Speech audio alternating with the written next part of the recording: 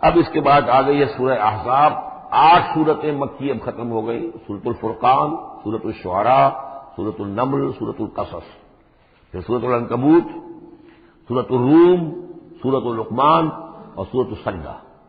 اب یہ سورت ہے واحد، اور یہ نوٹ کر لیجیے اچھی طرح، اس کا جوڑا ہے سورہ نور کے جو ہم پڑھ چکے ہیں. پہلے 14 سورتوں کے بعد ایک سورت آئی مدنی، سورہ نور.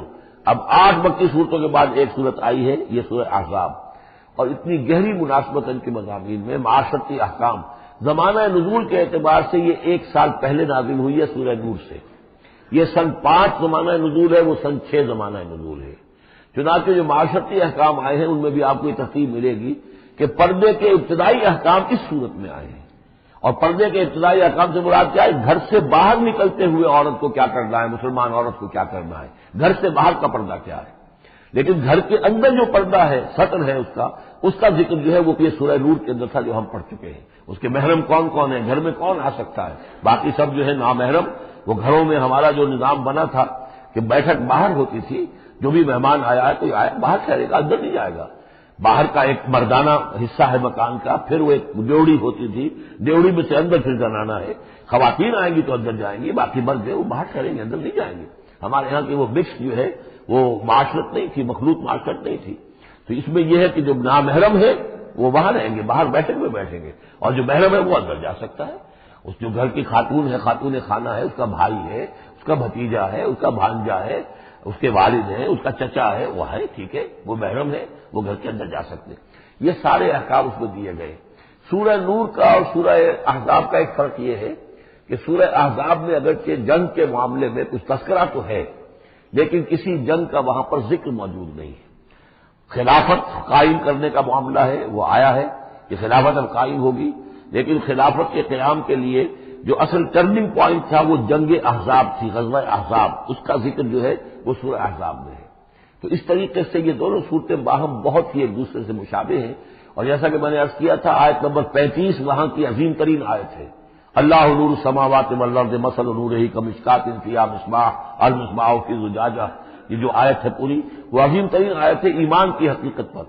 اور ٹھیک 35ویں آیت اس صورت کے اندر ہے کہ جب وہ ایمان حقیقی دل میں پیدا ہو جاتا ہے تو انسان کی شخصیت میں کیا اوصاف پیدا ہوتے ہیں.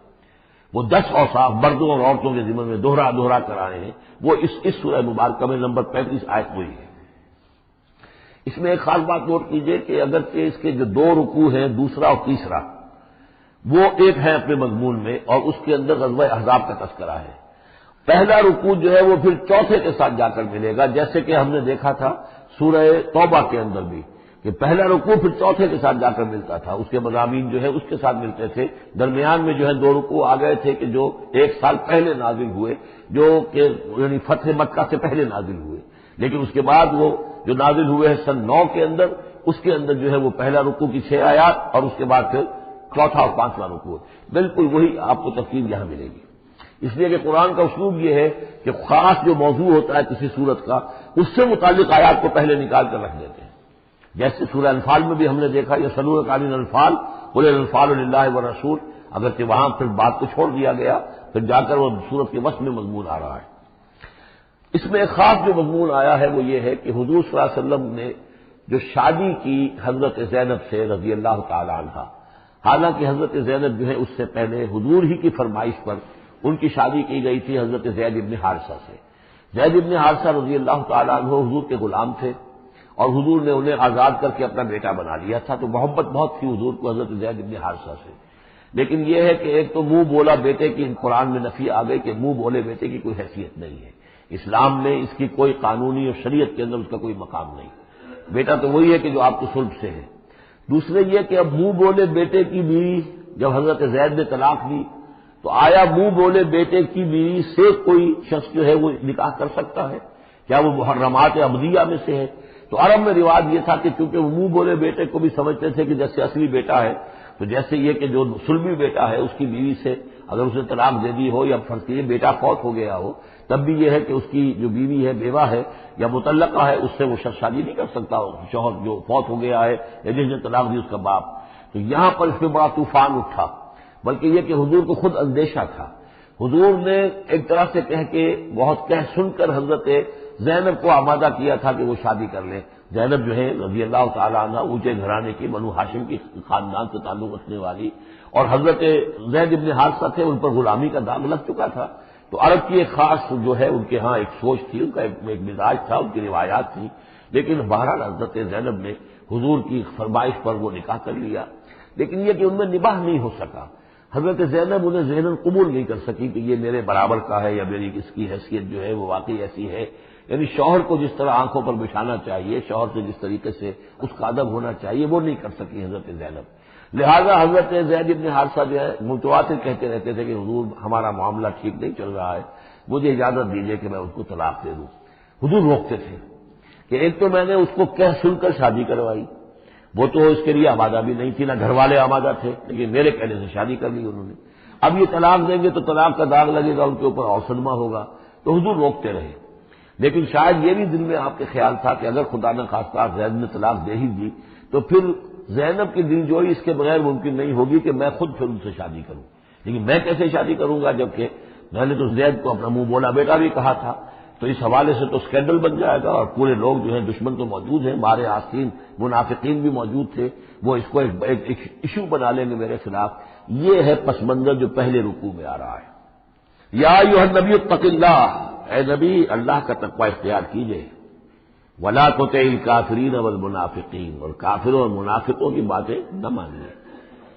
میں آپ کو اطاعت امر صرف حکم دینے کو نہیں کہتے بلکہ مشورے کو بھی کہتے ہیں، اور اطاعت صرف کسی کا حکم ماننے کو نہیں کہتے، کسی کی بات کو وزن دینا، توجہ سے سننا، یہ بھی اس میں شامل ہے. ولا تطع الکافرین والمنافقین، آپ ان کافروں اور منافقین کی بات کا دھیان نہ کریں. ان اللہ کان علیما حکیما، یقیناً اللہ تعالی علیم ہے اور حکیم ہے. واتبع ما یوحی الیک من ربک، اور پیروی کیجیے اس کی کہ جو آپ کی طرف آپ کے رب کی طرف سے وحی کی جا رہی ہے. ان اللہ کان بما تعملون خبیرا، اور جو کچھ تم کرتے ہو اللہ اس سے واقف ہے. وتوکل علی اللہ، اور اللہ پر توکل کیجیے. وکفی باللہ وکیلا، اور اللہ ہے کافی ہے آپ کے توکل کے لیے، آپ کے لیے سہارا. یعنی یہ کہ آپ لوگوں کی جو پروپیگنڈا ہوگا اس کا اندیشہ ہے آپ کو، اس کا بالکل دھیان نہ کیجیے. ما جعل اللہ للرجل من قلبین فی جوفہ، اللہ تعالیٰ نے کسی انسان کے دل میں دو دل نہیں رکھے، کسی کے سینے میں، کسی کے پیٹ میں. یہاں پہ جوف جو ہے خالی جگہ کو کہتے ہیں، تو سینے کے اندر، کیونکہ یہ کیویٹی کہلاتی ہے، چیسٹ کیویٹی، اور پھر دوسری جو ہے نومینل کیویٹی ہے. تو اس میں دو دل نہیں رکھے ہیں، مطلب دل ایک ہی ہوتا ہے. اسی طریقے سے گویا کہ بات کہی جا رہی ہے. کہنے کو تو ہم کہہ دیتے ہیں کہ دل جو ہے اور ہمارے دل یکجا ہو گئے ہیں، دل سے دل مل گیا، لیتا تو دل ہی رہتا، ایک ہی رہتا انسان کا اپنا دل. لیکن اسی طریقے سے کسی شخص کی دو مائیں نہیں ہوتی، ماں تو وہی ہوتی ہے جس نے اس کو جنا ہے، اور کسی شخص کا بیٹا جو ہے بیٹا وہی ہوتا ہے جو اس کی صلب سے پیدا ہوا ہو. باقی یہ کہ منہ بولا بیٹا جو وہ بیٹا نہیں بن جاتا. وما جعل ازواجکم اللائے، اور نہیں اللہ نے بنایا ہے تمہاری ان بیویوں کو، اللائے تظاہرون منہن، کہ جن سے تم زہار کر بیٹھتے ہو. یا زہار کا مضمون سورہ مجادلہ میں آئے گا. عربوں میں رواج یہ تھا کہ بہت ناراض ہو گیا بیوی سے، کہہ دیا تم تو میری ماں کی طرح ہو. گویا کہ اب یہ ہمیشہ کے لیے حرام ہو گئے. طلاق مغلظ کا بھی مغلظ در مغلظ طلاق ہو گئی. اب وہ کسی طرح بھی اس کے لیے اس سے کوئی تعلق رکھنا جائز نہیں ہے. تو یہ زہار جو ہے ماں بنا دیا، کہہ دیا کہ ماں بن گئی تو گویا کہ ماں بن گئی. لیکن اللہ تعالیٰ کے ہاں وہ ماں نہیں بنتی، ماں تو وہی ہے. جیسے کہ فرمایا وما جعل ازواجکم اللائے تظاہرون منہ امہاتہم، جن سے تم زہار کر بیٹھتے ہو، جنہیں تم یہ کہتے ہو کہ تم میری ماں کے مانند یا ماں کی پیٹھ کے مانند ہو میرے لیے، تو وہ اللہ تمہاری ماں نہیں بن جاتی. وما جعل ادعیاکم ابناءکم، نہ تمہارے منہ بولو بیٹوں کو اللہ تعالیٰ نے بیٹا بنایا ہے. ذالکم قولکم بافواہکم، یہ تو تمہاری منہ کی باتیں ہیں، منہ سے تم نے وہ جملہ کہہ دیا تم تو میری ماں کی مانند ہو یا ماں کی پیٹھ کے مانند ہو، اور اسی طریقے سے کہہ دیا تم میرے بیٹے ہو، بیٹا تو وہی ہوگا. واللہ یقول الحق، اللہ تعالیٰ حق فرما رہا ہے. وہو یہدی السبیل، اور وہی سیدھے راستے کی طرف ہدایت دینے والا ہے. ادعوہم لآبائہم، لوگوں کو پکارا کرو ان کے باپوں کے ساتھ، باپوں کے نام کے ساتھ. چنانچہ یہ حکم ہے. اگر آپ نے کسی کو لے لیا ہے، کوئی اپنے بھتیجے کو، بھانجے کو، آپ کے ہاں اولاد نہیں ہے، تو بہت سے مسائل آ جاتے ہیں. لوگ کہتے ہیں کہ میں اپنا نام لکھوا دوں اس کے باپ کی جگہ تاکہ اس کو پتہ نہ چلے. چھوٹے سے بچے کو لے آئے تو اب وہ کیا کہے گا کہ یہ میرے اصل والدین نہیں ہیں، میرے والدین تو وہ تھے. بڑا ہو کر معلوم ہوگا. تو ایک یہی سمجھیے کہ سائیکولوجیکل شوق جو پہنچتا ہے اس سے بچانے کے لیے بعض لوگ سوچتے ہیں کہ ہم اپنا ہی نام درج کروا دیں وہاں پر اور اس کا نام بلدیت اسی کی، لیکن نہیں، یہ حرام مطلق ہے۔ قرآن مجید کا صاف حکم ہے، قول یہ ادعوہم لآبائہم، ان کو پکارو ان کے باپوں کے نام کے حوالے سے۔ اسی لیے پہلے حضرت زید کو لوگ کہتے تھے زید ابن محمد، اس لیے کہ حضور نے انہیں اپنا بنایا ہوا تھا متبنہ اور وہ بولا بیٹا۔ یہ آیتیں جب نازل ہوئی تو پھر اب وہ رہ گیا زید ابن حارثہ، دوبارہ وہ زید ابن محمد اب نہیں رہے۔ ادعوہم لآبائہم هو اقسط عند اللہ، یہی زیادہ مبنی بر انصاف ہے اللہ کے نزدیک۔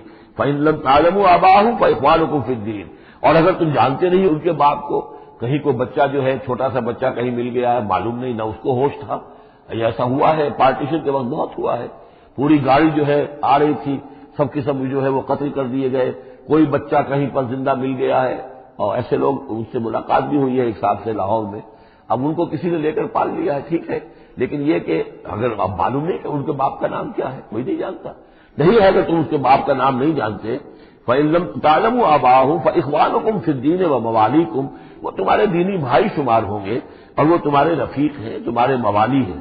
وَلَيْسَ عَلَيْكُمْ جُنَاحٌ فِيمَا أَخْطَأْتُمْ بِهِ، لیکن جو کوئی تم سے اب تک کوئی غلطی ہو گئی ہے یا غلطی ہو جائے تو اللہ تعالیٰ تمہیں پکڑے گا نہیں۔ وَلَكِن مَا تَعَمَّدَتْ قُلُوبُكُمْ، لیکن جو بھی کچھ تم اپنے دلوں سے پورے ارادے کے ساتھ کرو گے تو اس پر یقیناً اللہ تعالیٰ جو ہے حساب لے گا۔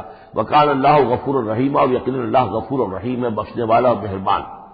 النبی اولیٰ بالمؤمنین من انفسہم، یقیناً نبی جو ہے اہل ایمان کے لیے ان کی اپنی جانوں سے زیادہ محبوب ہونا چاہیے، زیادہ جو ہے حقدار ہے کہ وہ اپنی جانوں سے زیادہ حضور کی جان کی فکر کریں، حضور کی جان سے محبت رکھیں۔ وازواجہ امہاتہم، اس میں یہ ہے کہ یہاں پر یوں سمجھیے کہ گویا کہ محذوف یہ ہے کہ وہ ہوا اب لہم، یعنی حضور جو ہے رسول جو ہے وہ ان کے لیے بمنزلہ باپ ہے۔ اس کے لیے ایک حدیث بھی موجود ہے کہ میرا مقام تم سب کے والد کی حیثیت سے، جیسے کہ فرمایا گیا ازواجہ امہاتہم، ابھی آ رہا ہے کہ اس کی جو بیویاں ہیں نبی کی وہ تمام مسلمانوں کی مائیں ہیں، اسی لیے ہم ام المومنین حضرت عائشہ، ام المومنین حضرت خدیجہ الکبریٰ، تو یہ سب کی سب جو ہے ام المومنین ہے۔ تو النبی اولیٰ بالمؤمنین من انفسہم وہو اب لہم، ان کے لیے باپ کے درجے میں ہے، بلکہ یہ کہ یہ بعض جو ابتدائی قاری تھے وہ تو اس کے ساتھ پڑھتے بھی تھے اس کو۔ وازواجہ امہاتہم، اور اس کی بیویاں جو ہے وہ ان کی ماؤں کا درجہ رکھتی ہے۔ وَأُولُو الْأَرْحَامِ بَعْضُهُمْ أَوْلَىٰ بِبَعْضٍ فِي کتاب اللہ، باقی یہ ہے کہ جو رحمی رشتے ہیں، جو سگے بہن بھائی ہیں، رحمی جن کے رشتے ہیں، وہ اللہ کی کتاب میں شریعت میں وہ ایک دوسرے سے قریب تر ہیں۔ یہ الفاظ آ چکے ہیں سورہ انفال کی بھی آخری آیت کہ یہ اپنے بھائیوں کے ساتھ جو بھی بھلا سلوک کرو، انصاری اور مہاجر بھائی بن گئے تھے، انہوں نے اپنی زندگی میں اپنے گھر تقسیم کر دیے یا اپنی دکانیں تقسیم کر دی، وہ ٹھیک ہے، زندگی میں جو بھی تم چاہو، الا ان تفعلوا الی اولیاءکم، تم اپنے بندوں کے ساتھ جو خیر بھی کرنا چاہو اپنے بھائیوں اور دوستوں کے ساتھ کرو، لیکن وراثت میں ظاہر بات ہے منہ بولے بھائی کا کوئی حصہ نہیں، منہ بولا بیٹے کا کوئی حصہ نہیں، اور وہ جو بنا دیے گئے تھے انصاری اور مہاجر آپس میں بھائی وہ بھائی چارہ جو ہے وہ بھی وراثت کے اندر نہیں چلے گا، وراثت جو ہے وہ تو جو اصل رحمی رشتے ہیں انہی میں ہے۔ وَأُولُو الْأَرْحَامِ بَعْضُهُمْ أَوْلَىٰ بِبَعْضٍ فِي کتاب اللہ مِنَ الْمُؤْمِنِینَ وَالْمُہَاجِرِینَ، اہل ایمان اور مہاجرین ان سب کا معاملہ یہی ہے۔ اِلَّا أَن تَفْعَلُوا إِلَىٰ أَوْلِيَائِكُمْ مَعْرُوفًا، ہاں تم اپنے دوستوں کے ساتھ نیک سلوک کرو، بھلائی کرو، ان کو کچھ اپنے زندگی کے اندر تم اگر کچھ ہبہ کرنا چاہتے ہو ہبہ کر سکتے ہو، یہ سارے کام ہو سکتے ہیں، لیکن قانون اور شریعت اور وراثت اس میں ان کا کوئی حصہ نہیں۔ کان ذالک فی الکتاب مذکورا، یہ تمام چیزیں جو ہے کتاب میں پہلے سے لکھی ہوئی ہیں، اس لیے بھی کہ یہ چیزیں جو آ چکی ہیں وہ تو یہ کہ تورات میں بھی ہوں گی، لیکن سورہ نساء میں بھی یہ باتیں آ چکی ہیں، اسی طریقے سے سورہ انفال میں بھی آ چکی ہیں۔ وَإِذْ أَخَذْنَا مِنَ النَّبِيِّينَ مِيثَاقَهُمْ، اور ذرا یاد کرو جب کہ ہم نے لیا تھا انبیاء سے ایک میثاق، یہ آل عمران میں ہم پڑھ چکے ہیں، نمبر 81 82 آیات ہیں یہ، اس میں ہم نے ایک میثاق لیا تھا، میثاق النبیین، وَمِنْکَ وَمِن نُوحٍ، آپ سے بھی لیا تھا اور نوح سے بھی لیا تھا، وَإِبْرَاهِيمَ وَمُوسَىٰ وَعِیسَىٰ ابْنَ مَرْیَم، اور ابراہیم سے اور موسیٰ سے اور عیسیٰ ابن مریم سے، وَأَخَذْنَا مِنْهُم مِيثَاقًا غَلِيظًا، اور ان سب سے ہم نے بڑا گہرا قول و قرار دیا تھا، میثاق لیا تھا۔ یہ ذکر ہو چکا ہے سورہ آل عمران میں۔ اور یہاں بھی نوٹ کیجئے، اگر ہم یہ نہ مانیں کہ یہ ارواح کا معاملہ ایک علیحدہ وجود ہے اور یہ پہلے پیدا کر دیے گئے تھے، تو میثاق کب لیا گیا، ان سب کو کیسے جمع کیا گیا؟ وہ تو ایک میثاق الست جو ہے تمام ارواح سے لیا گیا، الست بربکم، پھر ان میں سے جو وہ تھے جنہیں نبوت ملنے والی تھی، روح محمدی بھی موجود تھی اور روح ابراہیم بھی تھی، روح عیسیٰ بھی تھی، یہ ساری ارواح تھی، ان سے پھر ایک ایڈیشنل جو میثاق لیا گیا وہ ظاہر بات ہے کہ جب تک کہ آپ روحانی وجود کا علیحدہ سے ہونا اس کو تسلیم نہیں کرتے تو قرآن مجید کے سارے مضامین جو ہے پھر کہیں گے استعارہ ہے، تو استعارہ رہ جائے گا، پھر کوئی حقیقت ثابت نہیں رہے گی۔ لیسأل الصادقین عن صدقہم، تاکہ اللہ تعالیٰ پوچھ لے سچوں سے ان کے سچ کے بارے میں، اور گویا کہ آگے محذوف ہے والکاذبین من کذبہم، اور جو جھوٹے ہیں ان سے ان کے جھوٹ کے بارے میں سوال کر لے، تاکہ اللہ تعالیٰ پوری طرح پوچھ گچھ کر لے سچوں سے ان کے سچ کے بارے میں۔ وَأَعَدَّ لِلْكَافِرِينَ عَذَابًا أَلِيمًا، اور یقیناً اس نے کافروں کے لیے ایک بہت دردناک عذاب تیار کیا ہوا ہے۔ یہ پہلا رکوع یہاں پر ختم ہو گیا، یہ 8 آیات کا ہے۔ اس کے بعد اب یہ مضمون چلے گا 2 رکوعوں کے بعد چل کر دوسرے تیسرے کے بعد چوتھے رکوع کے ساتھ۔ ابھی یہ صرف اس کی تمہید ہے کہ نبی آپ ان کافروں کا اور منافقین کا کوئی اسکینڈل بن جائے گا، کوئی یہ ہو جائے گا، کوئی وہ ہو جائے گا، اس کو اپنے ذہن سے بالکل نکال دیجئے، جو اللہ کا حکم ہے اس کے اوپر عمل کیجئے۔ آپ کے لیے وہ نکاح کرنے میں قطعاً کوئی قباحت نہیں ہے، اور اللہ تعالیٰ نے تو گویا کہ آپ کو حکم دے دیا، اس لیے کہ وہ آ جائے گا کہ ہم نے تو وہ شادی آپ کی کر دی ہے، ہمارے حکم سے یہ حضرت زینب کے ساتھ آپ کا نکاح جو طے پا چکا ہے۔ اس کے بعد 2 رکوع جو ہے ان میں ذکر ہو رہا ہے غزوہ احزاب کا۔ ہمارے پاس چند منٹ ہے تو غزوہ احزاب کا جو تاریخی پس منظر ہے وہ میں بیان کر دیتا ہوں، باقی اس سے آگے ہم پڑھیں گے انشاءاللہ تعالیٰ کل۔ یہ غزوہ ہوا ہے سن 5 میں، اور اس کے لیے جو ہے بڑا اہتمام ہوا ہے۔ سب سے پہلے تو یہ کہ بنو نذیر جو نکال دیے گئے تھے مدینے سے، اور وہ پھر جا کر خیبر وغیرہ میں آباد ہو گئے تھے، اب انہیں مدینے کی یاد آتی تھی، انہیں ستاتی تھی یاد مدینے کی، وہ واپس آنا چاہتے تھے، وہ چاہتے تھے کہ مسلمانوں سے انتقام لے۔ تو انہوں نے پھر یہ ہے، اور اس میں خاص طور پر وہ ابو عامر راہب جس کا تذکرہ ہم پڑھ چکے ہیں سورہ توبہ کے اندر، انہوں نے جو ہے بڑی محنت کر کے ایک طرف قریش کو آمادہ کیا کہ وہ حملہ کریں، دوسری طرف یہ ہے کہ جو نجد کے قبائل تھے غطفان وغیرہ ان کو آمادہ کیا۔ تو یہ ایک گویا سمجھیے کہ متحدہ محاذ بن کر ایک گرینڈ آرمی جو ہے وہ آئی، 12,000 کی فوج، جو عرب میں یوں سمجھیے کہ یہ کوئی انہونی سی بات تھی کہ کوئی اتنی بھی قوت، وہ شمال سے بھی آئے، جنوب سے بھی آئے، اور مغرب سے بھی آئے، مشرق سے بھی آئے۔ اس کا نقشہ تو بعد میں جب ہم پڑھیں گے تو کھل جائے گا۔ اب انہوں نے آ کر گھیر لیا مدینے کو، محاصرہ کر کے پڑ گئے۔ اتنی بڑی فوج حضور کے پاس کل اس وقت جو تعداد بنتی تھی 3,000 کی تھی مدینے کے اندر، جن میں کہ منافقین بھی تھے، اور دوسری یہ کہ عقب میں وہ بنو قریظہ بھی موجود تھے، ایک قبیلہ بڑی طاقتور قبیلہ تھا، بڑا قبیلہ تھا، ان کی گڑھیاں تھیں، ان کے قلعے تھے، وہ موجود تھے۔ اب پیچھے وہ موجود ہیں، اندیشہ ہے کہ کہیں وہ غداری کریں، جیسے کہ اس سے پہلے بنو قینقاع نے کی یا بنو نذیر نے کی، اس وقت وہ غداری کریں گے، اور اس کی خبریں بھی مل گئی تھی کہ سلسلہ جنبانی ہو چکا ہے اور باہر سے وہ لشکر آ گیا ہے۔ 2 طرف مدینے کے حرات ہیں، چٹانیں ہیں لاوے کی، سیاہ پتھر ہیں اور چکنے ہیں، ان کے اوپر نہ اونٹ چل سکتا ہے اور نہ گھوڑا دوڑ سکتا ہے۔ تو وہ جو حرات ہیں مدینے کے 2 طرف، وہ تو گویا کہ ایک اللہ تعالیٰ کی طرف سے ایک نیچرل پروٹیکشن جو ہے مدینے کو ملی ہوئی ہے۔ اب 2 طرف جو رہ گئے تو اس میں پیچھے تھے یہ عقب میں جو ہے یہ بنو قریظہ کی گڑھیاں تھیں، اور سامنے کا علاقہ تھا کہ جہاں سے لشکر آ کر جو ہے انہوں نے جو حملہ کرنا تھا۔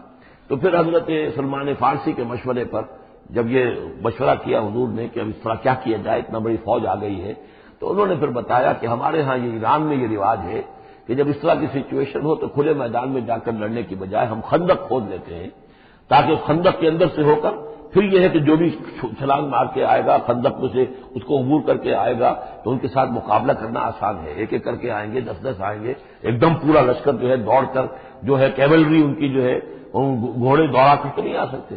تو اس حوالے سے پھر خندق کھودی گئی۔ بہت ہی رسد کم تھا، فاقے لوگوں کو ہو رہے تھے، 2-2 3-3 دن کے کھانے کو کچھ نہیں ملا، سردی شدید تھی۔ اس موسم میں پھر طے ہوا کہ خندق کھودو، تو مسلمان خندق بھی کھود رہے تھے، اور اسی دوران یہ خبر بھی مل گئی کہ بنو قریظہ بھی بغاوت پر اور اب بدعہدی پر آمادہ ہے۔ یعنی ہر اعتبار سے یہ سمجھ لیجئے کہ اللہ تعالیٰ نے اہل ایمان کے صبر اور امتحان کے لیے ایک بہت ہی سخت خوفناک صورت پیدا کر دی۔ اگرچہ اس کے بعد ہوا کیا، اس میں یہ ہے کہ ایک تھے حضرت نعیم ابن مسعود اشجعی، انہوں نے ایک بڑی تدبیر کی، حضور سے آ کر اجازت بھی دی۔ اشجعی قبیلے کے تھے، وہ باہر کے تھے، مدینے کے نہیں تھے، کہ حضور اگر آپ مجھے اجازت دیں تو میں ان کے مابین کچھ آپس میں بد اعتمادی پیدا کر دوں۔ بنو قریظہ کے پاس گئے کہ دیکھو تم یہاں رہتے ہو، یہ تو باہر سے آئے ہیں، فرق کریں چلے آپ یہ سمجھتے ہیں کہ وہ جیت جائیں گے اور محمد اور ان کے ساتھیوں کو تم ختم کر دو گے، لیکن یہ بھی سوچو کہ اگر برعکس ہو گیا 10%، 20%، 30%، کوئی امکان ہے کہ نہیں؟ تو تم کیا کرو گے؟ تمہیں تو یہاں رہنا ہے، پھر محمد کے ساتھ پھر تمہارا معاملہ ہوگا اور ہو سکتا ہے کہ وہ چھوڑ کر چلے جائیں پھر۔ تو تم ایسے کرو کہ ان سے مانگو کہ کچھ لوگ ہاسٹیجز تمہیں دیں اپنے، تاکہ ان کو یقین یہ رہے، تمہیں یقین رہے کہ وہ اپنے وعدے سے پھریں گے نہیں، جو بھی وعدہ انہوں نے کیا ہے تمہارے ساتھ مدد کرنے کا، اور تمہارا جو اندر سے تم مسلمانوں پر حملہ کرو گے تو جو کچھ بھی ان کے وعدے وہ پورے کریں گے۔ انہوں نے کہا بات تو ٹھیک ہے، یہ نعیم جو کہہ رہا ہے یہ بات صحیح ہے۔ تو انہوں نے وہ مطالبہ کیا ان سے، قریش سے، اور وہ جو لشکر باہر پڑے ہوئے تھے 12,000 کے، کہ آپ اپنے کچھ آدمی ہمارے پاس بھیجیے تاکہ ہمیں اعتماد رہے، ہمارے پاس وہ رہیں گے ہاسٹیجز کی حیثیت سے، کہ ہمیں یقین رہے کہ آپ اپنی بات پوری کریں گے۔ ادھر سے جا کے ان سے کہا کہ وہ تم ان کے اوپر کیسے اعتماد کر رہے ہیں، وہ تو تمہارے اوپر اعتماد ہی نہیں کرتے، تم سے آدمی مانگ رہے ہیں۔ اور اس طریقے سے ان کے مابین جو ہے وہ ایک فرکشن پیدا کر دی، بد اعتمادی پیدا کر دی۔ ایک تو یہ ایک تدبیر ہوئی، دوسرے یہ کہ سب سارے امتحان پورا ہو گیا اور دودھ کا دودھ پانی کا پانی جدا ہو گیا، اہل ایمان بھی ثابت ہو گئے، ثابت قدم یہ لوگ ہیں، اور منافقین کا بھی جو خب سے باطن تھا ان کی زبانوں پر آ گیا، اور معلوم ہو گیا کہ ان کے دلوں کے اندر نفاق ہے۔ پھر اللہ تعالیٰ نے ایک تیز آندھی بھیجی، وہ آندھی ایسی آئی، جھکڑ ایسا آیا کہ وہ لشکر جو تھا اس کے خیمے اڑ گئے، جہاں دیریں چڑھی ہوئی تھی چولہوں کے اوپر آگ لگ گئی، اور اس سے ایک افراتفری پیدا ہوئی، جس کے نتیجے میں وہ لشکر انہوں نے اپنا وہاں سے کیمپ اٹھایا اور چلے گئے۔ باقاعدہ کوئی بڑی لڑائی کی کوئی شکل پیدا ہی نہیں ہوئی، لیکن اللہ نے بس امتحان جو ہے شریر مسلمانوں کا لے لیا۔ یا ایھا الذین آمنوا اذکروا نعمت اللہ علیکم اذ جاءتکم جنود فارسلنا علیہم ریحا وجنودا لم تروها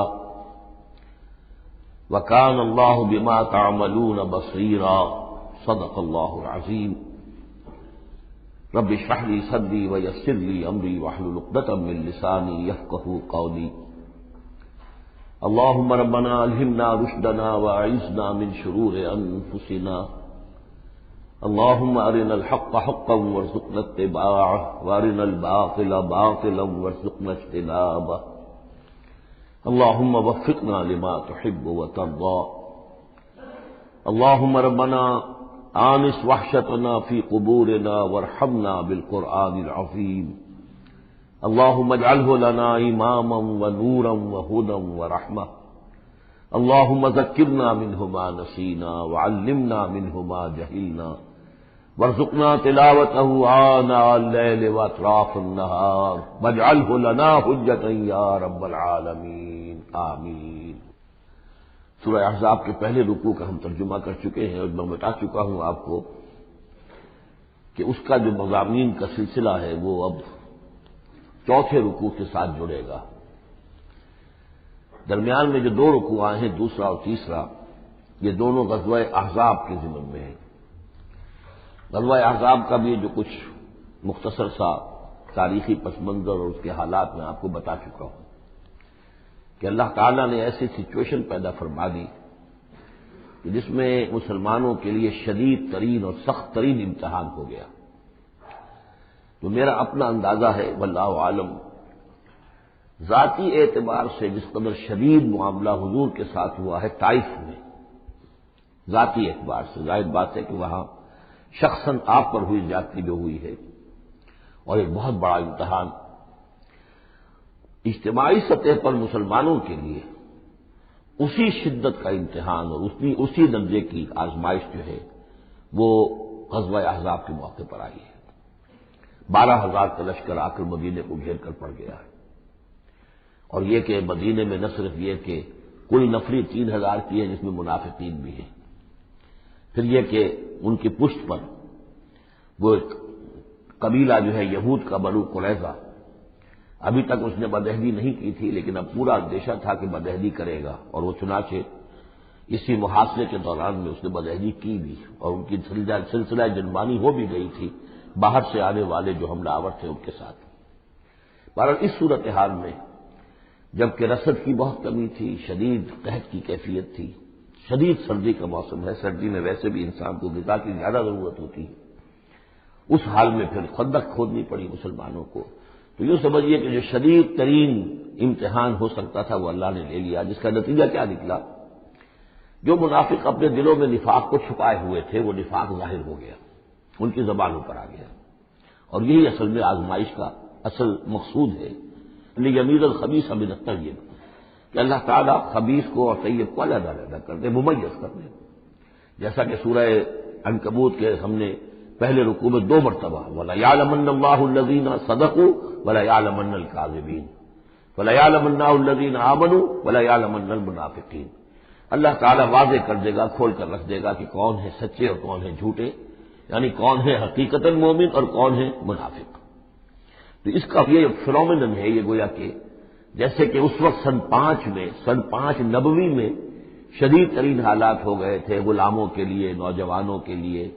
ظاہر بات ہے کہ حضور پر تو اس طرح کی دستبرداری نہیں کر سکتے تھے مکے کے لوگ، لیکن غلام تھے یا نوجوان تھے، ان کے اوپر جو ہے جس طریقے کی شدید قسم کی آزمائش آ گئی تھی، اسی طرح کی گویا کہ آزمائش سن 5 نبوی میں یہ غزوہ احزاب کی شکل میں مدنی دور میں آ گئی ہے۔ یہ 5 ہجری ہے، وہ 5 نبوی ہے۔ یا ایھا الذین آمنوا اذکروا نعمت اللہ علیکم، اہل ایمان یاد کرو اللہ کے اس انعام کو جو تم پر ہوا۔ اذ جاءکم جنود، جب تمہارے پاس تم پر حملہ آور ہوئے بہت سے لشکر، بنو غطفان آئے، بنو فزارہ آئے مشرق کی طرف سے، اور جنوب اور مغرب کی طرف سے جو ہے چلے آ رہے ہیں قریش، اور ان کو جو ہے پوری سپورٹ حاصل ہے شمال سے یہود کی، ان میں وہ کہ بنو نذیر بھی ہیں کہ جو مدینے ہی سے نکالے گئے تھے، اور اس کے علاوہ یہ کہ خیبر کے یہودی بھی ہیں۔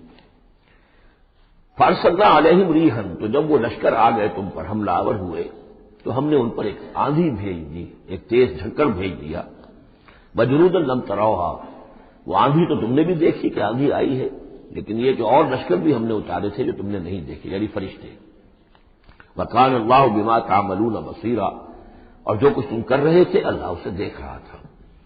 کون اب کس کے منہ پر، کس کی زبان پر نفاق آ گیا ہے، کس کا ایمان اور پختہ ہو گیا ہے۔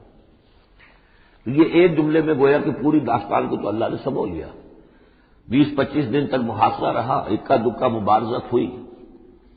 عمرو بن عبد ود آیا، وہ ان کا بہت ہی پورے عرب کا معنی ہوا جو ہے، وہ شہ سوار بھی تھا اور بہت بڑا وہ لڑاکا آدمی، 90 برس کی عمر، لیکن یہ کہ اس کے مقابلے میں آنے کی کوئی ضرورت نہیں کرتا تھا۔ جب وہ آیا ہے اور اس نے اپنے گھوڑے کو وہ ایڑ لگائی ہے کہ چھلانگ مار کر پوری جو تھی وہ خندق اس کو پار کر کے آ گیا، اور اکیلا ادھر آ کے کھڑا ہو گیا کہ آؤ کوئی ہے تمہارا مقابلہ جو مجھ سے کر سکے۔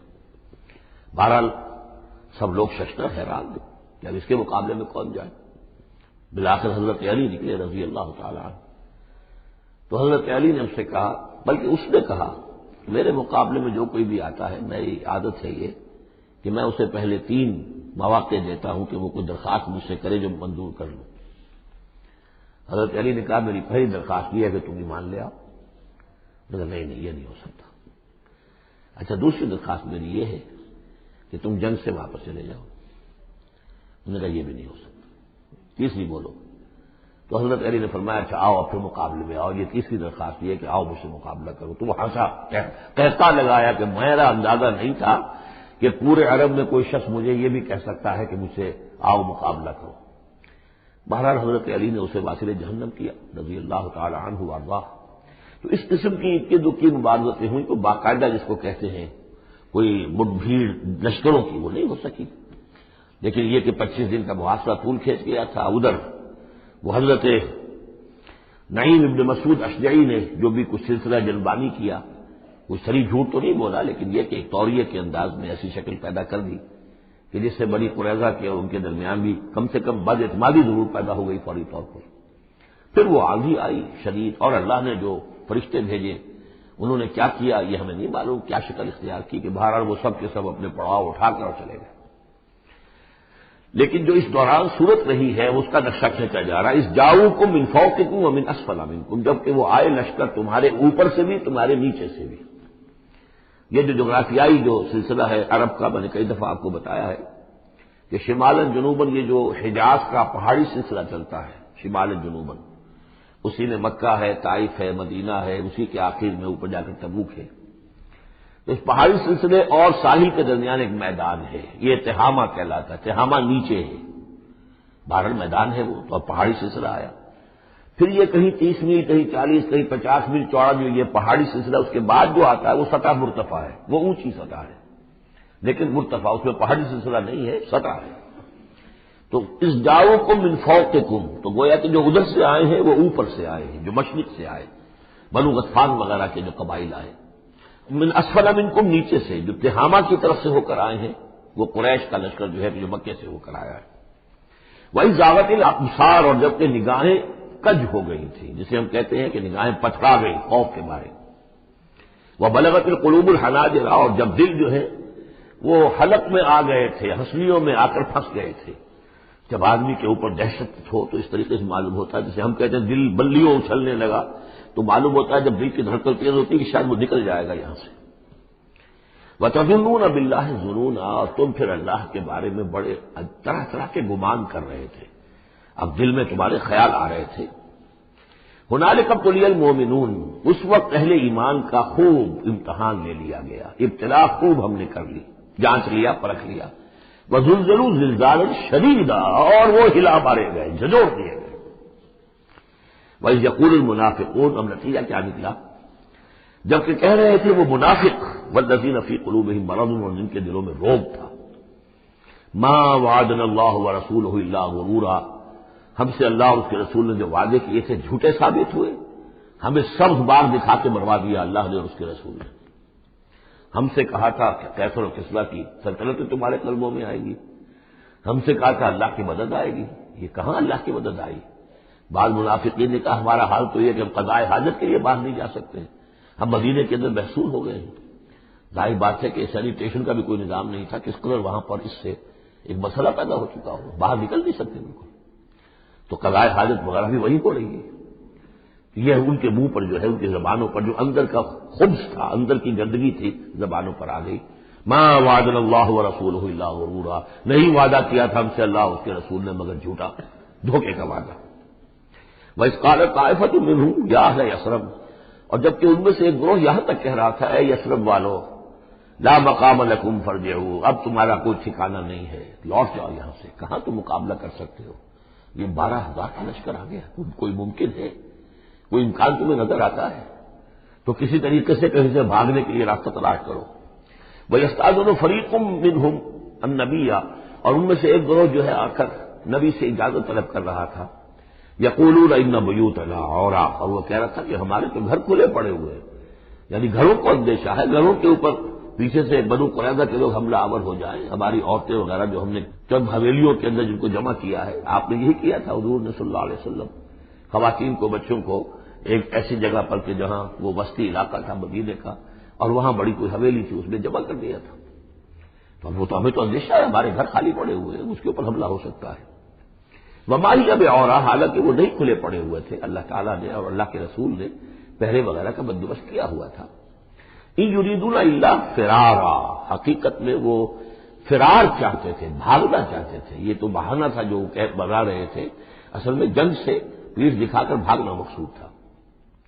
وَلَوْ دُخِلَتْ عَلَيْهِمْ مِنْ أَقْطَارِهَا، اور اگر کہیں داخلہ ہو ہی گیا ہوتا دشمن کا اس مدینے کے اندر اس کے چاروں طرف سے، ثُمَّ يُسْئِلُ الْفِتْنَةَ، اور پھر ان سے مطالبہ کیا جاتا فتنے کا، یعنی ارتداد کا۔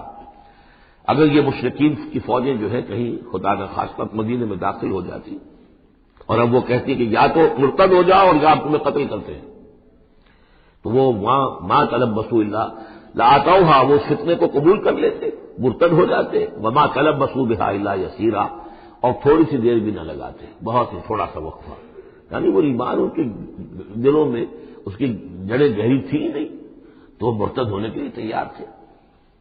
وَلَقَدْ كَانُوا عَاهَدُوا اللَّهِ مِن قَبْلُ، حالانکہ کیونکہ وہ مسلمان تھے تو انہوں نے عہد کیا تھا اللہ سے اس سے قبل، لا يولون الادبار، کہ وہ کبھی پیٹھ نہیں دکھائیں گے، جب بھی حق و باطل کا مقابلہ ہوگا پیٹھ نہیں دکھائیں گے۔ وَكَانَ عَهْدُ اللَّهِ مَسْئُولًا، اور یقیناً اللہ کے ساتھ جو عہد کیا گیا اور پھر اس کے بارے میں بحث پرس ہوتی ہے کہ وہ عہد پورا کیا گیا یا نہیں کیا گیا۔ قُل لَّن يَنفَعَكُمُ الْفِرَارُ إِن فَرَرْتُم مِّنَ الْمَوْتِ، اے نبی ان سے کہہ دیجئے کہ تمہیں یہ بھاگنا اور فرار مفید نہیں ہو سکتا اگر تم موت سے بھاگ رہے ہو، اب القتل یا قتل سے، اس لیے کہ موت تو ہر جگہ آ سکتی ہے۔ وَإِذًا لَّا تُمَتَّعُونَ إِلَّا قَلِيلًا، اور آج موت نہ آئی، فرض کیجئے اس موقع پر نہ آئی، تب بھی آخر دنیا میں کوئی سامان رسنے بسنے کا جو ہے رہنے کا وہ آخر لامحدود تو نہیں ہے. لا طلب ثم لا تمتعون الا قلیلا، نہیں تمہیں سامان ملے گا دنیا کی زندگی کا مگر تھوڑا سا، کچھ دن اور جی لو گے.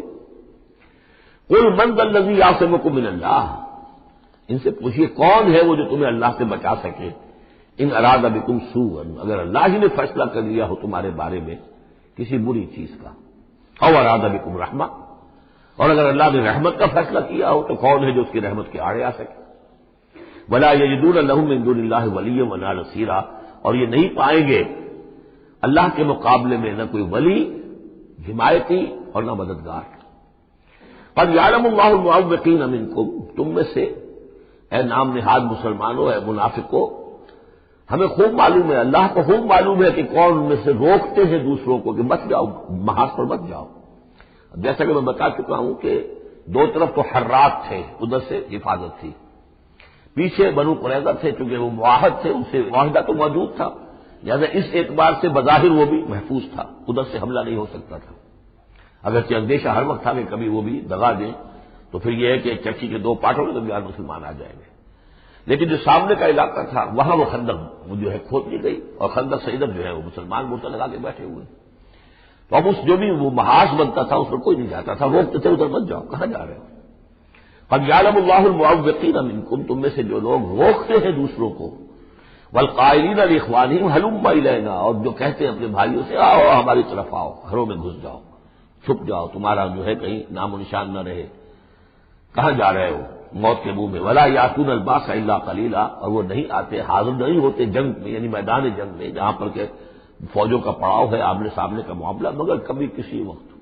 شاذ اشیحتن علیکم، اے مسلمانوں یہ تمہارے حق میں بہت بخیل ہے، کوئی خیر نہیں چاہتے تمہارے لیے، یہ خیر خواہ نہیں ہے، تمہارے بدخواہ. فاذا جاء الخوف رأیتہم، اور جب خوف اگر چلا جائے، یہ لشکر چلے جائیں، یہ خوف کی کیفیت ختم ہو جائے، رأیتہم ینظرون، اذا جاء الخوف، جب خوف آتا ہے، خوف کی کیفیت پیدا ہو جاتی ہے، خوفناک صورتحال، رأیتہم ینظرون الیک، تو اے نبی آپ ان کو دیکھتے ہیں کہ آپ کی طرف ایسے دیکھ رہے ہوتے ہیں، تدور اعینہم کالذی یغشی علیہ من الموت، کہ ان کی آنکھیں ایسی پھرتی ہیں جیسے کہ اس شخص کی آنکھ پھرا کرتی ہے کہ جس پر موت کی غشی طاری ہو رہی ہو. کیونکہ مرحلہ آ گیا خطرے کا، پھر جنگ ہے، پھر جانا پڑے گا، پھر وہی ساری صورتحال، سارے اندیشے، سارے خطرات، تو گویا کہ ان کو موت کی غشی اور نزع کی کیفیت میں جو ہوتی ہے، آنکھیں جس طرح کے پتھرا جاتی ہیں یا پھرتی ہیں، اس طریقے سے تدور اعینہم کالذی یغشی علیہ من الموت. فاذا ذهب الخوف، اور جب خوف چلا جائے، ختم ہو جائے، یعنی وہ صورتحال جیسے کہ بعد میں ہو گئی کہ چلے گئے لشکر، جب چلے گئے تو اب ان کا طریقہ کار کیا ہے. وَإِذَا ذَهَبَ الْخَوْفُ سَلَقُوكُمْ بِأَلْسِنَةٍ حِدَادٍ، اب وہ تم پر پل پڑتے ہیں اپنی لوہے کی زبانوں کے ساتھ، یعنی زبانیں قیسیوں کی طرح چلنی شروع ہو جاتی ہیں. مسلمانوں پر تنقید بھی ہے، اپنے ایمان کا اظہار بھی ہے، چرب زبانی بھی ہے. تو حداد لوہے کی جیسے ان کی زبانیں لوہے کی ہوں، تو ہمارے محاورے میں قیسی کی طرح زبان کا چلنا. سلق جو ہے عربی محاورے میں، عربی لغت میں آتا ہے بسطن بقہر اما بالید او باللسان، کسی کے پر حملہ آور ہونا یا ہاتھ سے یا زبان سے. تو سلقوکم بألسنۃ حداد اشیحۃ الخیر، اور پھر جو بھی کوئی مال غنیمت ہوگا اس کے اوپر یہ ایسے ہوں گے، جھکے پڑیں گے کہ مال سارا ہمیں ہی مل جائے. اولئک لم یؤمنوا، یہ وہ لوگ ہیں کہ جو حقیقتاً ایمان نہیں لائے. فاحبط اللہ اعمالہم، تو اے نبی انہوں نے اس کیفیت میں جو بھی کوئی نیکیاں کی ہیں، بظاہر نیکیاں، آپ کے امامت میں نمازیں بھی تو پڑھی ہیں نا انہوں نے. آخر مدینہ منورہ میں وہ نمازیں پڑھتے تھے منافق، کس کی امامت میں؟ محمد رسول اللہ کی امامت میں. کس مسجد میں؟ مسجد نبوی میں. لیکن ان کے سارے اعمال حبط ہو گئے. فاحبط اللہ اعمالہم، اللہ نے ان کے تمام اعمال اکارت کر دی. وکان ذلک علی اللہ یسیرا، اور یہ چیز اللہ پر بہت آسان ہے. یحسبون الاحزاب لم یذهبوا، جبکہ جا چکے ہیں لشکر، ان کا حال یہ ہے کہ ان کے اوپر ابھی تک خوف طاری ہے. جیسے ہوتا ہے کہ کسی بڑے حادثے کے بعد بھی بہت دیر تک اعصاب کے اوپر جو ہے وہ ایک طرح کی کپ کپی طاری رہتی ہے، انسان کی سنسناہٹ سی رہتی ہے، اتنا بڑا حادثہ ہوا ہے. یحسبون الاحزاب لم یذهبوا، یہ سمجھتے ہیں کہ وہ گئے نہیں ہیں، کہیں ادھر چھپ گئے ہوں، کہیں پھر دوبارہ آ رہے ہوں، کہیں حملہ دوبارہ تو نہیں کر رہے ہیں. یہ کوئی ان کے ٹیکٹیکل موو تو نہیں تھی کہ ذرا پیچھے ہٹ کے پھر حملہ آور کریں. یحسبون الاحزاب لم یذهبوا، یہ سمجھتے ہیں کہ وہ لشکر گئے نہیں ہیں. وَإِن یأتی الاحزاب، اور اگر کہیں دوبارہ وہ لشکر جو ہے وہ فوجیں جو ہیں دوبارہ کہیں حملہ آور ہو جائیں، یودوا لو انہم بادون فی الاعراب، تو ان کی بڑی خواہش ہوگی کاش کہ ہم مدینے کو چھوڑ کر کہیں ریگستانوں میں چلے گئے ہوتے اور کہیں نخلستانوں میں جا کر اعراب کی حیثیت کے ساتھ ہم ان کے ساتھ چلے گئے ہوتے بادیہ نشینوں کے پاس، یسألونک عن انبائکم، اور وہاں سے اے مسلمانوں تمہاری خبریں معلوم کرتے رہتے۔ اب کیا ہوا؟ اونٹ کس کروٹ بیٹھا؟ وَلَوْ كَانُوا فِيكُمْ مَا قَاتَلُوا إِلَّا قَلِيلًا، اور اگر یہ تمہارے درمیان موجود بھی رہے تو قتال میں تو حصہ نہیں وہ لیتے مگر شاس دکھانے کے لیے، خانہ پوری جسے ہم کہتے ہیں۔ اب ایک کردار تو یہ ہے جو سامنے آ گیا، دوسرا کردار کیا ہے؟ لَقَدْ كَانَ لَكُمْ فِي رَسُولِ اللَّهِ أُسْوَةٌ حَسَنَةٌ۔ دوسرے کردار کا جو دوسری تصویر ہے، اس کا جو خورشید ہے، سورج ہے، وہ محمد رسول اللہ کا کردار ہے۔ فرمایا اے مسلمانوں تمہارے لیے اللہ کے رسول میں ایک اسوہ ہے، نمونہ ہے، بہترین نمونہ۔ اب یہ بات نوٹ کرنے کی ہے کہ یہ آیت ہمارے ہاں سیرت کی تقاریر ہوں، کوئی میلاد کی محفلیں ہوں، کوئی وعظ ہو تو اس میں بہت پڑھی جاتی ہے یہ آیت اسوہ حسنہ، لیکن عام طور پر ہمارے یہاں اسوہ حسنہ کیا ہے؟ چھوٹی چھوٹی سنتیں، ان کا تذکرہ ہوگا۔ مسواک کرنا بھی اسوہ ہے، ٹھیک ہے، اسی طریقے سے اور سنتیں ہیں۔ مسجد میں داخل ہو تو داہنا پاؤں آگے آنا چاہیے، بایاں نہیں، ٹھیک ہے، ہونا چاہیے، ایک شخص کو کرنا چاہیے، اہتمام کرنا چاہیے، حضور کا یہی معمول تھا۔ یہ سب بھی اسوے میں شامل ہے۔ اصل اسوہ یہ ہے کفر کے مقابلے میں جان ہتھیلی پر رکھ کر میدان میں آنا، یہ ہے اسوہ۔ یہ اسوہ ہماری نگاہوں سے اوجھل محمد رسول اللہ کا مثالی کردار کس اعتبار سے؟ جب بھوک تھی شدید، حضور کو بھی بھوک تھی اور فاقہ تھا۔ جب صحابہ نے آ کے شکایت کی کہ حضور ناقابل برداشت ہو گئی ہے یہ بھوک، دیکھیے ہم نے اپنے پیٹوں پر پتھر باندھے ہوئے ہیں تاکہ یہ کہ معدے کو وہ جو ہنگر کنٹریکشنز ہوتی ہے وہ نہ ہو، اس کو کم سے کم جھوٹا ہی صحیح ایک دلاسا ہو کہ کچھ بوجھ ہے میرے اوپر، وہ بوجھ چاہے پتھر کا ہو، کھانے کا نہ ہو، یہ سب پتھر باندھے ہوئے، کمر دوہری نہ ہو جائے ہماری۔ حضور نے اپنا کرتا اٹھا کے دکھایا، وہاں 2 پتھر بندھے ہوئے، اور اسی حال میں جب صحابہ کدالیں چلا رہے ہیں، کھود رہے ہیں، تو حضور جو ہے اپنے کندھے پر بڑے بڑے پتھر اٹھا کر لے جا کر اور باہر پھینک رہے ہیں۔ اسی میں آپ شریک ہیں پوری طریقے سے۔ یہ ہے اسوہ۔ ایسا نہیں تھا کہ بس حضور تو کہیں ایک جگہ بیٹھے ہوں اور خیمہ لگا ہو اور مور چھل چلے جا رہے ہوں، سمجھے آپ، اور سب ٹھنڈی چھاؤں آپ کو فراہم کی گئی ہو اور باقی سب لوگ جو اس کام میں لگے ہوئے ہیں۔ یہ اسوہ ہے محمد صلی اللہ علیہ وسلم۔ لقد کان لکم فی رسول اللہ اسوۃ حسنہ، اسی کو میں کہا کرتا ہوں جدید اصطلاح میں، ایک ہے میکرو اکنامکس اور ایک ہے مائکرو اکنامکس۔ تو مائکرو سنت کو تو لوگ جانتے ہیں، یہ سنت ہے، یہ سنت ہے، اس میں سے بات کے بارے میں بڑے جھگڑے بھی ہیں، رفع یدین سنت ہے یا نہیں ہے، لیکن میں اس مسئلے پر نہیں جا رہا ہوں۔ لیکن میکرو سنت جو ہے، سب سے بڑی سنت جو ہے، وہ تو یہ ہے کہ وحی کے آغاز کے بعد سے لے کر 40 برس کی عمر کے بعد سے لے کر حضور نے ایک لہجہ، ایک منٹ معاش کی جد و جہد میں صرف نہیں کیا۔ پوری زندگی، پورا وقت، پوری توانائی، پوری قوت دعوت دین، اقامت دین، دین کی دعوت، دین کی اقامت اسی میں لگائی۔ کوئی جائیداد نہیں بنائی، کوئی کاروبار، حالانکہ اس سے پہلے آپ بہت کامیاب تاجر تھے، کاروبار کرتے تھے، لیکن جب یہ فرض منصبی آ گیا، یا ایھا المدثر قم فانذر وربک فکبر، اب یہی کام ہے، تو کچھ تو اس کی بھی پیروی کرنے کی کوشش کی جائے، اس درجے میں نہ صحیح، وہ عکس تو ہو۔ میکرو سنت جو ہے کسی درجے میں تو اپنی زندگی کے اندر اس کا عکس پیدا کیا جائے، ہاں اس کے ساتھ پھر چھوٹی چھوٹی سنتیں بھی ہونا تو کیا کہنے ہیں، پھر نور علی نور ہے۔ لیکن یہ اس میکرو سنت کا تو ہے ہی نہیں، اپنی تو ساری توانائی، ساری طاقت، سارا وقت دنیا بنانے میں، اور یہ کہ وہ مسواک کر لی تو سمجھا کہ میں نے تیر مار لیا، 100 شہیدوں کا ثواب مل گیا مجھے، میں نے مسواک کیے، میں نے برش نہیں کیا۔ اور بعض لوگ تو پھر مسواک اپنی جیب میں اس طرح رکھتے ہیں کہ جیسے قومی نشان ہمارا، یہ اس طریقے سے تاکہ معلوم ہو جائے کہ یہ شخص جو ہے سنت رسول کا پابندی کرنے والا۔ تو لقد کان لکم فی رسول اللہ اسوۃ حسنۃ لمن کان یرجو اللہ والیوم الآخر، بڑی اہم آیت ہے یہ۔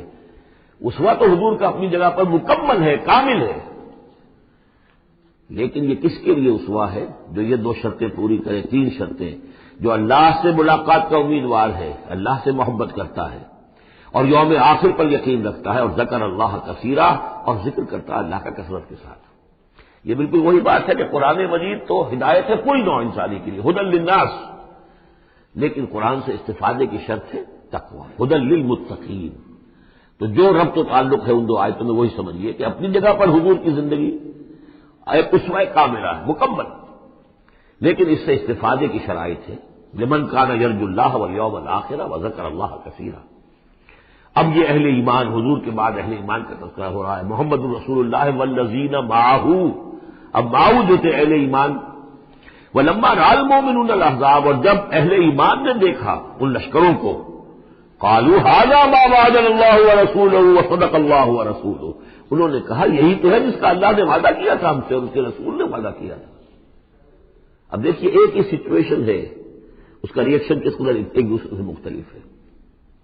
معلوم ہے یہ مسئلہ ہے انسان کا اندرونی، یضل بہ کثیرا ویہدی بہ کثیرا، تو جیسے قرآن کے بارے میں آیا اسی طریقے سے اس سچویشن سے بھی انہوں نے کیا کہا، ہم نے تو سنا ہوا ہے، پہلے ہی اللہ نے کہہ دیا تھا وَلَنَبْلُوَنَّكُم بِشَيْءٍ مِّنَ الْخَوْفِ وَالْجُوعِ وَنَقْصٍ مِّنَ الْأَمْوَالِ وَالْأَنفُسِ وَالثَّمَرَاتِ، یہ قرآن مجید میں سورہ بقرہ میں آیت نہیں آ چکی تھی؟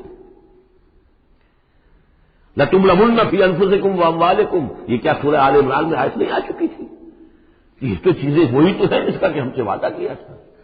وَلَمَّا رَأَى الْمُؤْمِنُونَ الْأَحْزَابَ، جب دیکھا اہل ایمان نے ان احزاب کو، قالوا هذا ما وعدنا الله ورسوله وصدق الله ورسوله، اور بالکل صحیح کہا تھا اللہ نے بھی اور بالکل صحیح فرمایا تھا اس کے رسول نے بھی، وما زادهم الا ایمانا وتسلیما، اور نہیں ہوا ان میں کسی شے کا اضافہ مگر ایمان اور تسلیم، ایمان کے ساتھ تسلیم، سر تسلیم خم، سر تسلیم خم ہے جو مزاج یار میں آئے، جو اللہ کی طرف سے فیصلہ ہے، جیسا کہ ہم پڑھ چکے ہیں سورہ توبہ میں، اگرچہ سورہ توبہ تو بہت بعد میں نازل ہوگی، ابھی 4 سال بعد میں اس سورہ مبارکہ کے وہ زمانہ نزول کے اعتبار سے، لیکن ہم تو پڑھ چکے ہیں۔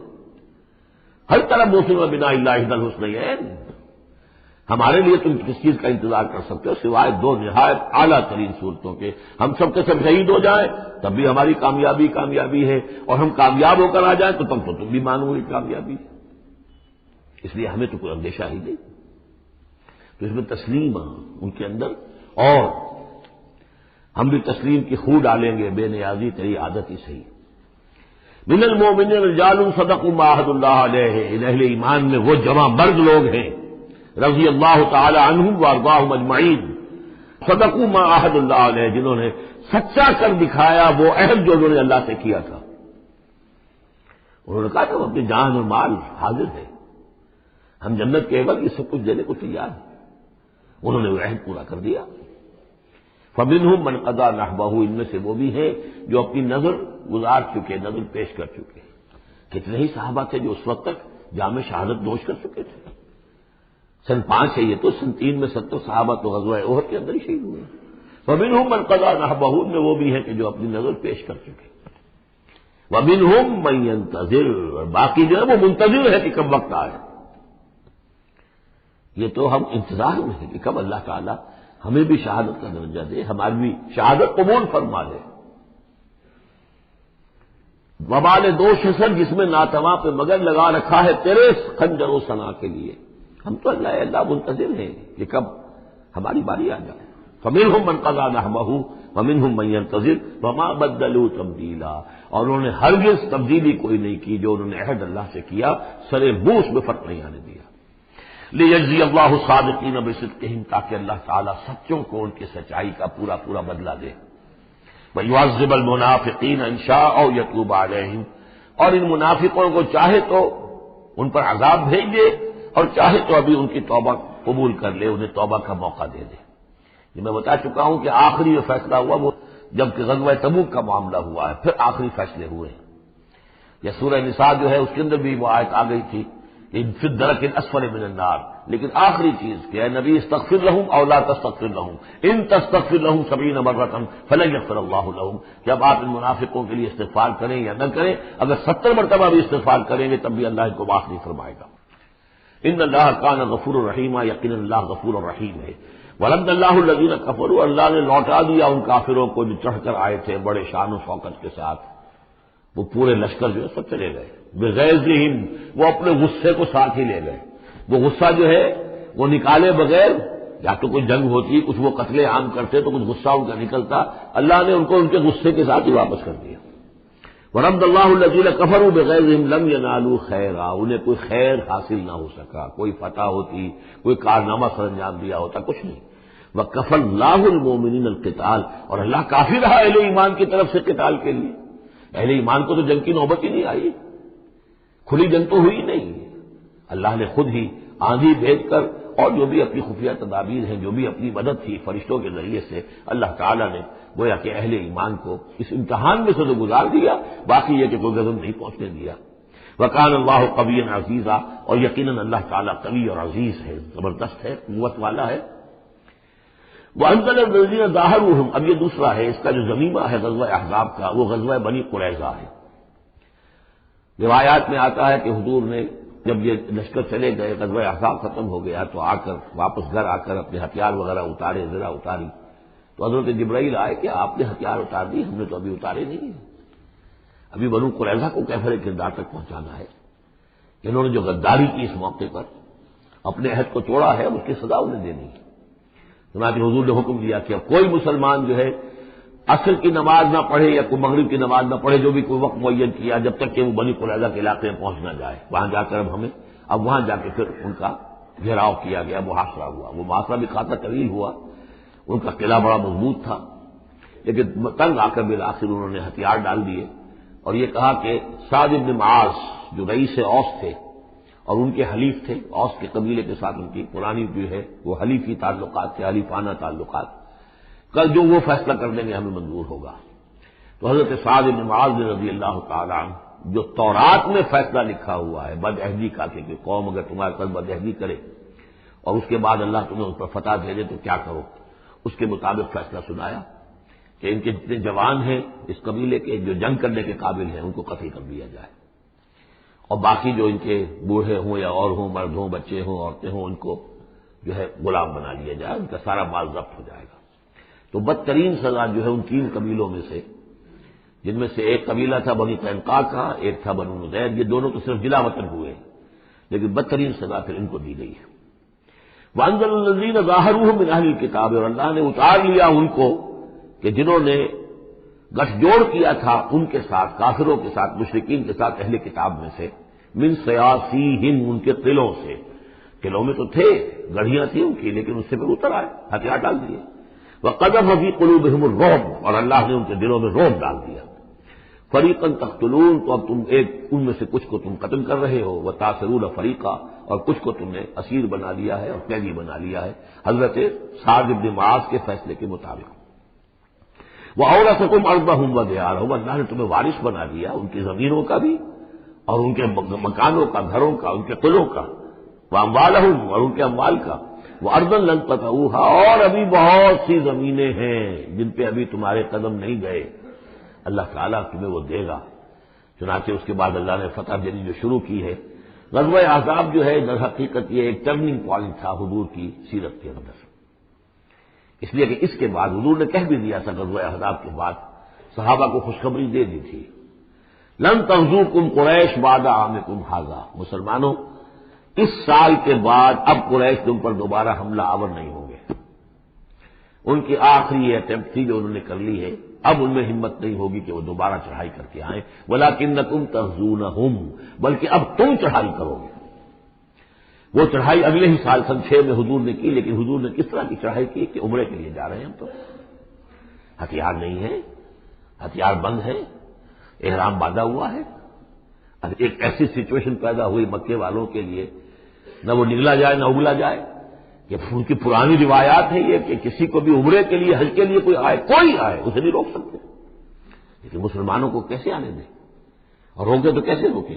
بالآخر انہوں نے فیصلہ کیا ہم کسی ضرورت نہیں آنے دیں گے۔ ادھر حضور نے پھر جو ہے بیعت لے لی کہ اب یہاں سے ہم کوئی بھی زندہ نہیں جائے گا، سب جانے یہیں دے دیں گے۔ بیعت علی الموت، بیعت رضوان جو ہوئی اس موقع پر، وہ بیعت علی الموت تھی، یہیں پر جانے دے دیں گے۔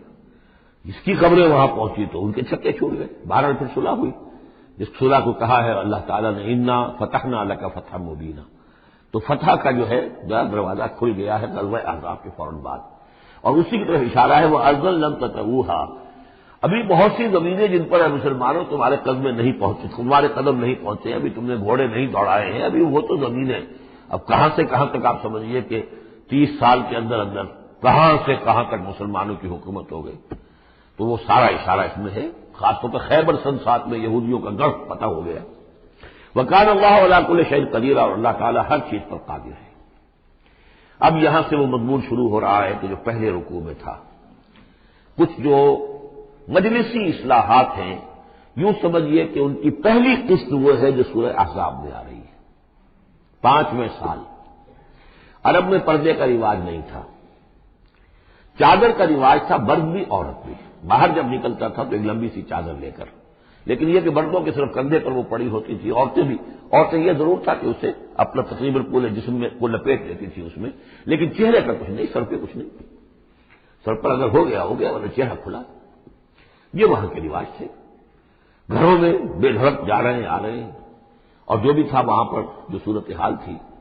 اب اس میں جو تدریجاً اصلاح کی گئی تو پہلی بات جو سمجھنے کی ہے وہ یہ ہے کہ اصلاح کا آغاز ہوا، چیریٹی بگنز ایٹ ہوم، نبی کے گھر سے آغاز کیا گیا، اور نبی کی بیویوں کو سب سے پہلے مخاطب کیا گیا، اس لیے کہ یہاں سے اس کا آغاز ہوگا۔ اور اس میں ایک بڑا لطیف نکتہ یہ ہے کہ حضور صلی اللہ علیہ وسلم جو اسوہ حسنہ ہے کامل، تو مردوں کے لیے تو کامل اسوہ حسنہ ہے حضور صلی اللہ علیہ وسلم، باپ کی حیثیت سے، بیٹے کی حیثیت سے، داماد کی حیثیت سے، خسر کی حیثیت سے، قاضی القضات کی حیثیت سے، سپہ سالار کی حیثیت سے، ہیڈ آف دی اسٹیٹ کی حیثیت سے، امام کی حیثیت سے، خطیب کی حیثیت سے، معلم کی حیثیت سے، مربی اور مزکی کی حیثیت سے، جتنی حیثیتیں آپ گن سکتے ہیں حضور کی سیرت میں اسوہ موجود ہے۔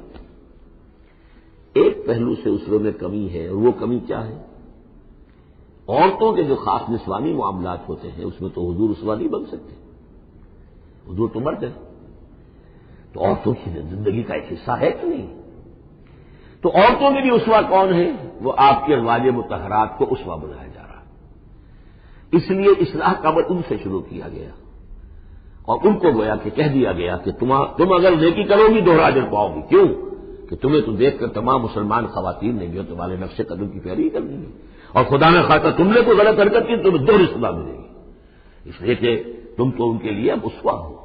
تو گویا کہ اسی سورہ مبارکہ میں حضور کے بارے میں آیت آئی ہے لقد کان لکم فی رسول اللہ اسوۃ حسنہ، لیکن حضور کے اس اسوے میں جو ایک پہلو سے کمی ہے کہ خواتین کے لیے ان کے جو مخصوص نسوانی معاملات ہیں ان کے لیے حضور کی شخصیت میں اسوہ نہیں ہے، اس خلا کو پر کیا ہے ازواج مطہرات کے ذریعے سے۔ یا ایھا النبی قل لازواجک، اے نبی کہہ دیجیے اپنی بیویوں سے، ان کنتن تردن الحیات الدنیا وزینتہا فتعالین امتعکن واسرحکن سراحا جمیلا۔ یہ واقعہ لیلا ہے۔ اب آپ کو معلوم ہے کہ جب مسلمانوں کے ہاں اب خوشحالی آ گئی، اب فتح کا دور شروع ہو گیا، مال غنیمت بھی آیا ہے، تو عام مسلمانوں کے گھر میں خوشحالی ہو گئی، تو ازواج مطہرات برمنائے طبع بشری ان کی طرف سے بھی ایک تقاضا آیا کہ ہمارا بھی نفقہ، ہمارا خرچہ کچھ بڑھایا جائے۔ اس مطالبے کو حضور نے اتنا ناپسند کیا کہ قسم کھا لی کہ 1 مہینے تک میں گھر میں کسی گھر میں نہیں جاؤں گا، کسی اپنی اہلیہ محترمہ سے ملاقات نہیں کروں گا، اور مسجد کے ساتھ ہی ایک بالا خانہ سا تھا، اس میں آپ نے اپنا جو ہے وہ قیام کر لیا، تو ایک طوفان مچ گیا مدینے میں۔ اب حضرت ابوبکر کی بیٹی حضرت عائشہ حضور کے گھر میں ہے، حضرت عمر کی بیٹی حضرت حفصہ حضور کے گھر میں ہے کہ اب یہ کیا ہو رہا ہے، کیا ان کو طلاق ہو جائے گی، کیا ہوگا، حضور نے کیا فیصلہ کر لیا ہے؟ اس کو ایلا کہتے ہیں، کچھ عرصے کے لیے بیویوں سے قطع تعلق کر لینا، اور یہ سورہ الذین یولون من نسائہم اس کا حکم جو ہے وہ آ چکا، 4 مہینے سے زیادہ کی اجازت نہیں ہے، لیکن یہ کہ بہرحال یہ جب حضور نے کیا تو اس کے بعد پھر یہ آیات نازل ہوئی کہ نبی اب آپ صاف 2 آپشنز رکھ دیجئے اپنی ازواج کے سامنے، اگر تو انہیں دنیا چاہیے تو وہ خود آیات ہی میں دیکھ لیجئے، ان کنتن تردن الحیات الدنیا، کہ اگر تو تم چاہتی ہو دنیا کی زندگی، اس کی زیبائش اور آرائش، وزینتہا فتعالین، آؤ امتعکن، میں تمہیں مال و متاع دے دوں گا، واسرحکن سراحا جمیلا، پھر میں اپنے گھر سے تمہیں رخصت کر دوں گا خوبصورتی کے ساتھ، کوئی دنگا نہیں، کوئی فساد نہیں، کوئی لڑائی نہیں، لیکن یہ کہ پھر تم میرے گھر میں نہیں رہ سکتے، پھر میں اپنے ہاتھ سے تمہیں رخصت کر دوں گا۔ وَإِن كُنتُنَّ تُرِدْنَ اللَّهَ وَرَسُولَهُ، اور اگر تم طالب ہو اللہ کی اور رسول کی، ان کی رضا چاہتی ہو، وَالدَّارَ الْآخِرَةَ، اور بجائے اس دنیا کے تم آخرت کا گھر جو ہے اس کی طالب بن جاؤ، فإن اللہ أعد للمحسنات منکم اجرا عظیما، تو اللہ تعالیٰ نے تم جیسی نیک بیویوں کے لیے اللہ تعالیٰ نے بہت بڑا اجر جو ہے وہ فراہم کیا ہے، تیار کیا ہے۔ یعنی وہ آپشن تمہارا ہے، اگر دنیا کی آسائش چاہیے تو آؤ، فیصلہ کر لو، چوز کر لو، چوائس از یورس، میں تمہیں مال و متاع دے کر اپنے گھر سے رخصت کر دوں گا خوبصورتی کے ساتھ، اور اگر میرے ہاں رہنا تو پھر تو یہی ہے، فقر ہے، فاقہ ہے، جو اختیاری فقر تھا آپ کا۔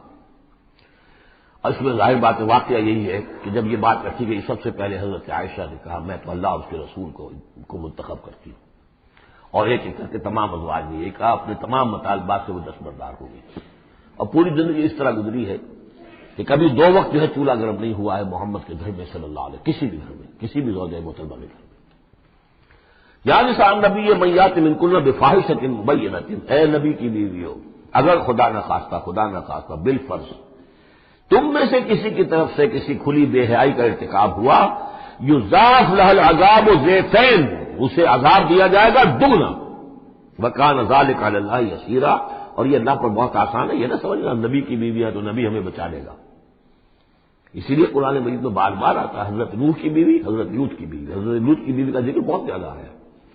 نبی بھی اپنی بیوی کو نہیں بچا سکتا، اگر اس کا اپنا کردار غلط ہے، اس کا اپنا جو رویہ ہے صحیح نہیں ہے، اگر اس ایمان اور عمل صالح سے محروم ہے تو کچھ نہیں۔ چنانچہ حضور نے ایک مرتبہ اپنے قریبی گھرانے کی جو خواتین تھیں ان کو بٹھایا اور ایک ایک کا نام لے لے کر کہا ہے، یا فاطمہ بنت محمد صلی اللہ علیہ وسلم انقذی نفسک من النار فانی لا املک لک من اللہ شیئا، اے فاطمہ محمد کی بیٹی خود اپنے آپ کو آگ سے بچاؤ، نکالو اپنے آپ کو آگ سے اپنے عمل سے، اس لیے کہ مجھے اللہ کے ہاں کوئی اختیار تمہارے بارے میں حاصل نہیں ہوگا، اگر فاطمہ کے بارے میں نہیں تو میں کس کے بارے میں؟ یا صفیہ تو امت رسول اللہ، اے صفیہ اللہ کے رسول کی پھوپھی، انقذی نفسک من النار فانی لا املک لک من اللہ شیئا، اپنے آپ کو جہنم کی آگ سے بچانے کی کوشش کرو، اسے نکالو اپنے آپ کو، اور میں قیامت کے دن میں اللہ کے محاسبے کے وقت میں تمہارے کام نہیں آ سکوں گا۔ ومن یقنط منکن للہ ورسولہ، اور جو کوئی بھی تم میں سے اللہ اور اس کے رسول کی اطاعت پر کاربند ہو جائے، فرما برداری اختیار کرے، وتعمل صالحا، اور نیک عمل کرے، نؤتها اجرها مرتين، تو اسے ہم اس کا اجر بھی دیں گے دوہرا، غلطی کرو گی تو سزا دگنی، اور صحیح طرز عمل ہوگا ایمان اور عمل صالح والا تو اجر بھی تمہارا دگنا ہوگا۔ اعتدنا لها رزقا کریما، اور اس کے لیے اللہ تعالیٰ نے ہم نے بہت ہی رزق کریم باعزت روزی کا اہتمام جنات کے اندر کیا ہوا ہے۔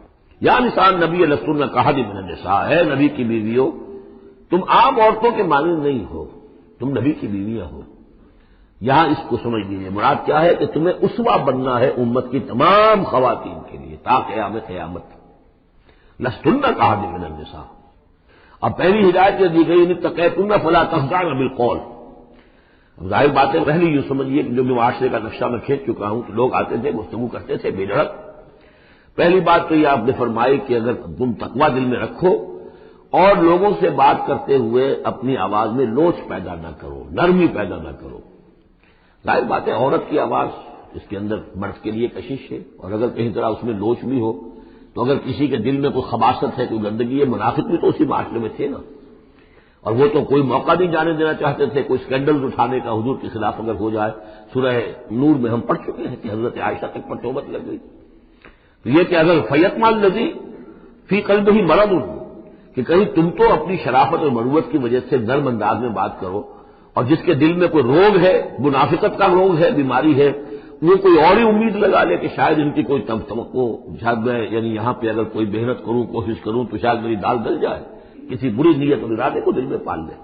وقلنا قولا معروفا، بات کرو بڑی معروف انداز میں، لیکن انداز جو ہے اس میں وہ سختی کا ہونا چاہیے، بجائے اس کے کہ اس کے اندر وہ نرمی ہو اور شیرینی ہو۔ وقرن فی بیوتکن، دوسری ہدایت اپنے گھروں کے اندر قرار پکڑو، تمہارا اصل مقام جو ہے وہ گھر ہے۔